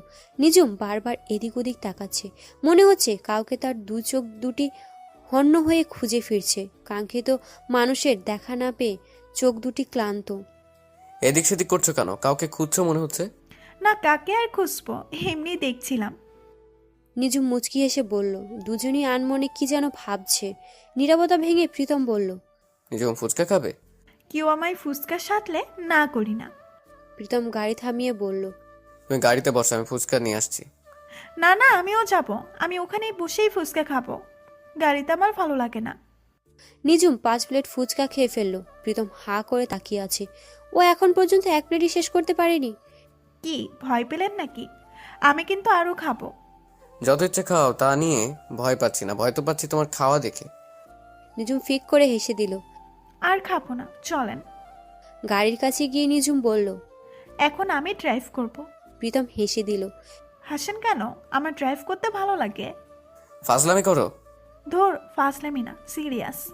প্রীতম অবাক হয়ে জিজ্ঞেস করলো। সত্যি তুমি ড্রাইভ করতে পারো? অবাক হওয়ার কি আছে? ড্রাইভ করা কি অসাধ্য কিছু নাকি? এইটুকু মেয়ে নাকি ড্রাইভ করতে পারে? আমি সবই পারি। প্রীতমের বিশ্বাসই হচ্ছে না, মেয়েটা তো আসলেই ট্যালেন্ট। নিজম, তুমি আমার থেকে ভালো ড্রাইভ জানো। নিজুম একটু হেসে বলল। ড্রাইভিং এর সময় কথা বলতে নেই, মাইন্ড অন্যদিকে চলে গেলে প্রবলেম। বাহ, ড্রাইভিং বিষয়ে ভালোই সিরিয়াস। কিছুক্ষণ নীরবতা বিরাজ করলো। নিজুম একদম ড্রাইভারদের ভাব নিয়ে গাড়ি চালাতে লাগলো। প্রীতম একটু মজা করে বলল। যদি অনুমতি দেন একটা কথা বলতাম। নিজুম মুচকি এসে বলল। বলুন। অফিসের কাছে এসে গেছি, গাড়িকে থামাবেন না? নিজুম এবার খিলখিল করে হেসে দিল। প্রীতমও হেসে দিল। নিজুম বলল। আপনি পারেনও বটে। প্রতিদিন অফিসে গিয়ে খুব ভালোই সময় কাটছে নিজুমের। নিজুম আর প্রীতমের বিষয়টা নিয়ে অফিসে সবাই সন্দেহ করছে। করলে করুক, তাতে প্রীতমের কিছু এসে যায় না। নিজুমের প্রতি ওর অন্যরকম টান মায়া কাজ করে। খুব বেশি আপন মনে হয় মেয়েটাকে। নিজুম প্রতিদিন লেট করে ঘুম থেকে ওঠে। প্রীতমের অবশ্য ওর ঘুম ভাঙতে বিরক্ত লাগে না। পায়ের তলায় সুড়সুড়ি দিলেই ঘুম থেকে লাফিয়ে ওঠে পড়ে। সারাদিন ডাকলেও ওঠে না। প্রতিদিন রাতে অনেক রাত অবধি দুজনে গল্প করার অভ্যাস হয়ে গেছে। নামহীন কি সুন্দর সম্পর্ক। তুমি অত বেলা পর্যন্ত ঘুমাও কেন? ঘুমাতে ভালো লাগে তাই। কালকে ভোরে যদি আপনি আমার পায়ের তলায় সুড়সুড়ি দেন, তাহলে কিন্তু কান্না করব। সুরসুরি থেরাপি ছাড়া তো আপনার ঘুম ভাঙে না। দুজনই হেসে দিল। নিজুম বলল। সুড়সুড়ি থেরাপির আবিষ্কার কে করেছে বলেন তো? কে আবার? আমি? ইস, মোটেও না। যেদিন রাতে প্রথম আপনার বাসায় আসছি, ওই দিন আপনার ঘুম ভাঙাইছি পায়ের তলায় সুড়সুড়ি দিয়ে। সেই দিন রাতের কথা মনে পড়তে দুজনে হেসে দিল। সুরসুরি থেরাপির আবিষ্কারক তাহলে নিঝুম? প্রতিদিন আপনি আমায় খোঁটা দেন ঘুম ভাঙানো। কালকে আমি আপনার ঘুম ভাঙাবো, দেখেন। অনেক রাত হয়েছে, এবার শুয়ে পড়ো। সময়গুলো বেঁধে রাখতে ইচ্ছে করছে প্রীতমের। এতটা মায়ায় জড়াতেও যাবে প্রীতম কখনোই ভাবেনি। নিঝুম কি আমায় ফিল করে না? এইসব ভাবতে ভাবতে গভীর ঘুমে তলিয়ে গেল প্রীতম। নিঝুম সেই চিরচেনা নম্বরটিতে ফোন দিচ্ছে বারবার। ওপাশ থেকে শুধু মেয়েলি কণ্ঠে ভেসে আসছে। আপনার কাঙ্ক্ষিত নম্বরটিতে এই মুহূর্তে সংযোগ প্রদান করা সম্ভব হচ্ছে না। ফোনটা অফ জেনেও প্রতিদিন কল দিয়ে যায় নিঝুম। একবার না, অসংখ্যবার। এতই কি ঠুমকো ছিল আমার ভালোবাসা? এইভাবে ঠকাতে হলো? রাত 2টার সময় ঘুম ভেঙে যায় প্রীতমের। নিঝুমকে দেখতে খুব ইচ্ছে করছে। ঘুমন্ত অবস্থায় ওকে খুব বেশি ভালো লাগে। একদম নিষ্পাপ লাগে। ওর এলোমেলো চুলগুলো যখন মুখে লেপ্টে থাকে তখন আরও ভালো লাগে। প্রীতম আস্তে আস্তে নিঝুমের রুমের কাছে গিয়ে জানালার ফাঁক দিয়ে ওর ঘুমন্ত মুখের দিকে এক দৃষ্টিতে চেয়ে আছে। একদম ঘুমন্ত পরি। কিছুক্ষণ পর আবার রুমে চলে গেল। আজকাল আনমনে নিঝুমকে নিয়ে ভাবছে। খুব বেশি ভালো লাগে। প্রতিদিন নিঝুমের কথা ভাবতে ভাবতেই ঘুমিয়ে যায় প্রীতম। সকাল 4টা বাজে। জানালার ফাঁক দিয়ে আসা রোদের আলো চোখে পড়তেই ঘুম ভাঙে যায় প্রীতমের। নিঝুম এখনো ঘুম থেকে ওঠেনি। নিঝুমের রুমে গিয়ে দেখে এখনো ঘুমাচ্ছে। নিঝুম ওঠো। হাজারবার ডাকলেও উনি উঠবে না। শেষ পর্যন্ত পায়ের তলায় সুড়সুড়ি দিলেই ঘুম থেকে উঠে যায় নিঝুম। ঘুমু ঘুমু কণ্ঠে বলে। আর একটু ঘুমাই। কে একজন বলছিল আজকে আমার ঘুম ভাঙাবে নাকি। প্রীতমের কথা শুনে ফোনের স্ক্রিনে তাকায় নিঝুম। 6টার অ্যালার্ম দেওয়া ছিল, অ্যালার্ম বাজলো না কেন? আমি তো অ্যালার্ম দিয়ে রাখছিলাম রাতে। প্রীতম ওর ফোনের দিকে তাকিয়ে দেখে ফোন সাইলেন্ট করা। প্রীতম হাসতে হাসতে খুন। নিঝুম কিছু না বুঝে ফ্যালফ্যাল দৃষ্টিতে প্রীতমের দিকে তাকিয়ে আছে। কি হয়েছে? উনি হাসছে কেন? আপনি হাসছেন কেন বলেন না। অ্যালার্ম দিয়ে ফোন সাইলেন্ট করে রাখছো? নিঝুম ফোনের দিকে তাকিয়ে দেখে সত্যি ফোন সাইলেন্ট করা। একটু খেয়াল ছিল না। নিঝুম নিজেও হেসে দিল। প্রীতম বলল। ব্যাপারটা খুব ভালো লাগছে। নিঝুম গাল ফুলিয়ে বলল। এটা নিয়ে কিন্তু একদম আমায় পচাতে পারবেন না। ফরমালিন মেখে রাখো গায়ে, তাহলে আর পচবে না। ধুর, লোকটার সাথে কথা বলে পারা যায় না। আপনার দরকার হলে আপনি মাখেন। আগে আপনার খালার কি অবস্থা? একটু ভালো, যাও তুমি ফ্রেশ হয়ে না। নিজুম কিছুক্ষণ পরে 2 মগ কফি নিয়ে প্রীতমের রুমে গেল। প্রীতম অবাক দৃষ্টিতে তাকিয়ে আছে। এক চুমুক খেয়ে দেখলো সত্যি অনেক ভালো হয়েছে কফিটা। মেয়েটা সবকিছুতে এক্সপার্ট। সত্যি নিঝুম, অনেক ভালো হয়েছে কফিটা, আমার লাইফের বেস্ট কফি। একটু বেশি বলে ফেলছেন। আমি জানি আমি ভালো কফি বানাই, তার জন্য এতটা না। এর চেয়েও বেশি সিরিয়াস। সামনে বসে প্রশংসা করলে যেন কি করতে হয়। প্রীতম হেসে বলল, নাকের উপর ঘুষি দিতে হয় দিবা। ইস, চলেন সাথে যাই আপনার ফুল গাছের পরিচর্যা করতে। চলো। সকাল সকাল দুজনই একসাথে কফি খেতে খেতে এমন একটা জায়গায় অন্যরকম ভালো লাগা কাজ করছে প্রীতমের। আপনার ছাদটা আসলেই অনেক সুন্দর। প্রীতম হাসতে হাসতে বলল, আমার ছাদ মানে? আপনার বাড়ির ছাদ। কথায় কথায় ভুল ধরেন শুধু। তুমি ভুল বললে, আমি ভুল ধরবো না। এবার কিন্তু আমার নাক ফাটাতে পারবেন না। আমি আপনার প্রশংসা করিনি, আপনার বাসার ছাদের প্রশংসা করছি। দুজনই একসাথে হেসে ওঠে। প্রীতমের খুব ইচ্ছে করছে সময়টা বেঁধে রাখতে। চলেন নাস্তা বানাবো। কি নাস্তা বানাবে? পরোটা আর ভাজি, এর থেকে বেশি কিছু পারবো না। এগুলো হলেই হবে। নিজুম পরোটা বানানো শুরু করলো। প্রীতম হেল্প করছে।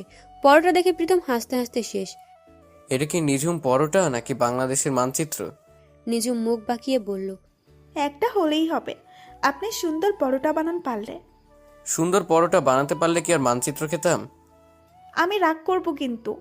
প্রীতম হেসে দিল। দুজনই একসাথে অফিসে গেল। রাস্তায় দাঁড়িয়ে ফুচকা, আইসক্রিম, কখনো চটপটি খাওয়া যেন উইলি রুটিন হয়ে গেছে। প্রীতম অফিস থেকে এসে ভাবছে, কোথায় জন্য বাসা ভাড়া করা যায়? পাশের বিল্ডিংটায় খোঁজ করে দেখতে হবে। কালকে বাবা মা আসবে, আজকের ভিতরে বাসা ঠিক করতে হবে। মেয়েটা চলে গেলে খুব শূন্যতা কাজ করবে। সারা জীবন এভাবে লুকোচুরি করে একসাথে থাকলে খুব বেশি ভালো হতো। বুঝতেই পারিনি ওর জন্য এতটা খারাপ লাগবে। কখন যে ওর মায়ায় জড়িয়ে গেছি নিজেও টের পাইনি। একটা মেয়ে থাকবে, যে কোনো সময় যে কোনো বিপদ হতে পারে। খুব বেশি টেনশন হয়। ওর কি আমার জন্য শূন্যতা কাজ করবে না? প্রতিদিন ওর হাতের মিষ্টি এক মগ কাফিকে জীবনটা কাটালে পারলে বন্ধ হতো না। বর্ষা চলে যাওয়ার পর নিঝুমই একমাত্র মেয়ে যার চোখে মায়া খুঁজে পেয়েছি। মেয়েটা একা একা রুমে কি করে? প্রীতম নিজুমের রুমে গেল। কার সাথে যেন কথা বলছে। প্রীতমের বুকের ভেতর কেন জানি মোচড় দিয়ে উঠল। কার সাথে কথা বলছো? প্রীতম আস্তে আস্তে দরজার পাশে গিয়ে দাঁড়ালো। লুকিয়ে লুকিয়ে কারোর কথা শোনা যদিও একদম খারাপ অভ্যাস, কিন্তু কেন জানি প্রীতম আজকে নিজেরকে দমাতে পারছে না। ওপাশের কথাগুলো বোঝা যাচ্ছে না, কিন্তু নিজুমের কথাগুলো স্পষ্ট বোঝা যাচ্ছে। ভুল তো মানুষই করে আম্মু, আমায় মাফ করে দাও। তোমাদের খুব কষ্ট দিয়ে ফেলছি। প্রীতম হাঁপ ছেড়ে বাঁচল। ওর মায়ের সাথে কথা বলছে। ও কি ওর ফ্যামিলির কাছে ফিরে যেতে চায়? আবারও নিজুমের কণ্ঠে প্রীতমের কানে এলো, মানছি আমি অন্যায় করছি, তার কি ক্ষমা নেই? তোমরা কি আমার সাথে অন্যায় করনি? তোমরাও তো আমার মতামতের গুরুত্ব দাওনি। এটা আবার অন্যায়ের কি আছে? ওর মতো একটা পিচ্চি মেয়েকে 4-5টা সন্তানের বাপের সাথে বিয়ে দিতে চায়। এদের কি মাথায় কোনো কমন সেন্স নেই? আবার উল্টো রাগ দেখাই। নিজুমেরও বা কি দরকার ওনাদের সাথে যোগাযোগ করার? ও তো এখানে ভালোই আছে। ভাবতেই মেজাজ বিগড়ে যায় প্রীতমের। মেয়েটা আসলেই বেশি বোঝে। এখন আর নিজুমের ভয়েস শোনা যাচ্ছে না। প্রীতম জানালার ফাঁক দিয়ে দেখে ফোন ওর হাতে। তার মানে ফোন কেটে দিছে। নিজুমের চোখ দিয়ে টপ টপ করে পানি পড়ছে। প্রীতম দরজা নক করলো। নিজুম চোখ মুছতে মুছতে দরজা খুলে দিল। নিজুম, তুমি আবার কান্না করো কেন? কই না তো, চোখে যেন কি পড়ছে। মিথ্যে বলছো আমার সাথে? বাসার থেকে ফোন দিয়েছে নাকি তুমি দিছো? নিজুম মাথা নিচু করে বলল, আমি দিচ্ছি ফোন। কেন? নিজুম কি উত্তর দেবে বুঝতে পারছে না। নিজুম কিছু জিজ্ঞেস করেছি আমি। না মানে এমনি। আমার কাছে বলা যাবে না তাই তো? ওই রাতে আসার কি দরকার ছিল? বুড়ো মানুষের সাথে সংসার করার শখ হয়েছে নাকি? আমি কি বলছি আপনার কাছে বলা যাবে না? বাসার সবাই খোঁজ নিতে। বাসায় ফিরে যেতে চাও? না না, আমি কি তা বলছি? ভয় পেও না। বাসায় যেতে চাইলে বলো, আমি পৌঁছে দিয়ে আসবো। সত্যি আমি যেতে চাই না। যেতে চাইলে আমায় বলো। এখন এসব বাদ দাও, খেতে এসো। নিজুম, এক মগ কফি হবে? আসলে তোমার হাতের কফি যে একবার খাবে সে সারা জীবন কফি খেয়ে জীবনটা কাটিয়ে দিতে দিতে চাইবে। নিজুম মুচকি এসে বলল, আজ যে পরোটা খাবে। সে আধা ঘন্টা হেসে হার্ট ফ্রেশ করবে। নিজুম ভেঙচি কেটে বলল, ইস, আপনি খুব পারেন। বসেন, আমি কফি নিয়ে আসছি। নিজুম কফি বানাতে গেল। প্রীতম বেলকনিতে বসে আনমনে ভাবছে। ভালোই যাচ্ছে সময়টা, মেয়েটাকে যত দেখি তত ভালো লাগে। নিজুম প্রীতমের সামনে কফি নিয়ে দাঁড়িয়ে আছে, সেদিকে ওর কোনো খেয়ালই নেই, গভীর ভাবনায় মগ্ন। এই যে কি ভাবছেন এত? এত ভাবলে কবি সাহিত্যিক হয়ে যাবেন তো।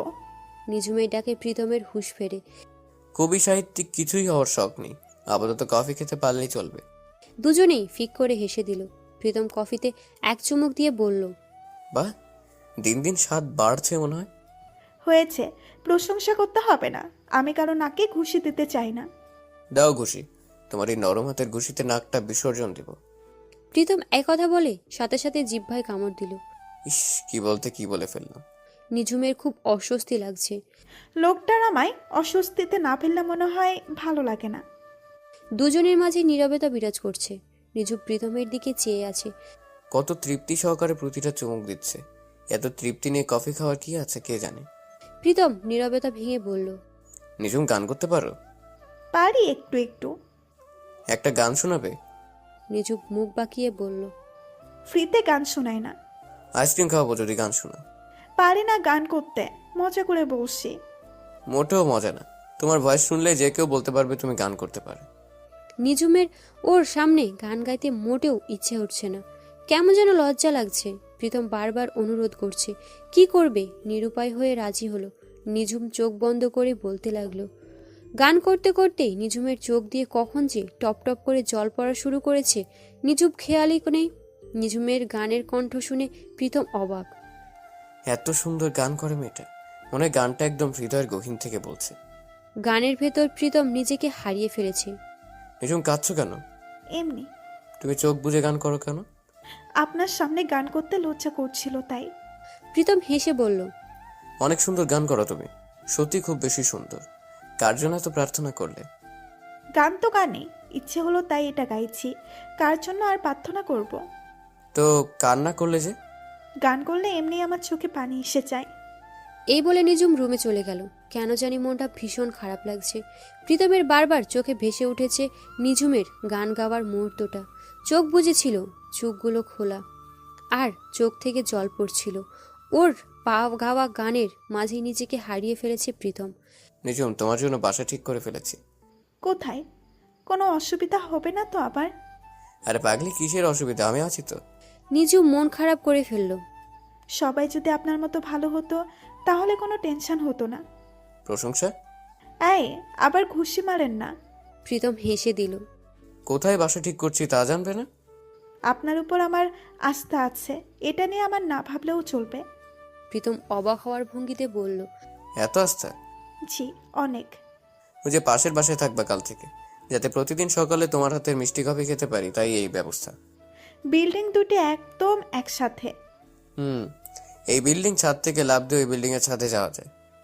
তাহলে তো আমি প্রতিদিন সকালে ওই বিল্ডিং এর ছাদ থেকে লাফ দিয়ে আপনাদের ছাদে এসে ফুলগুলো দেখে যাব।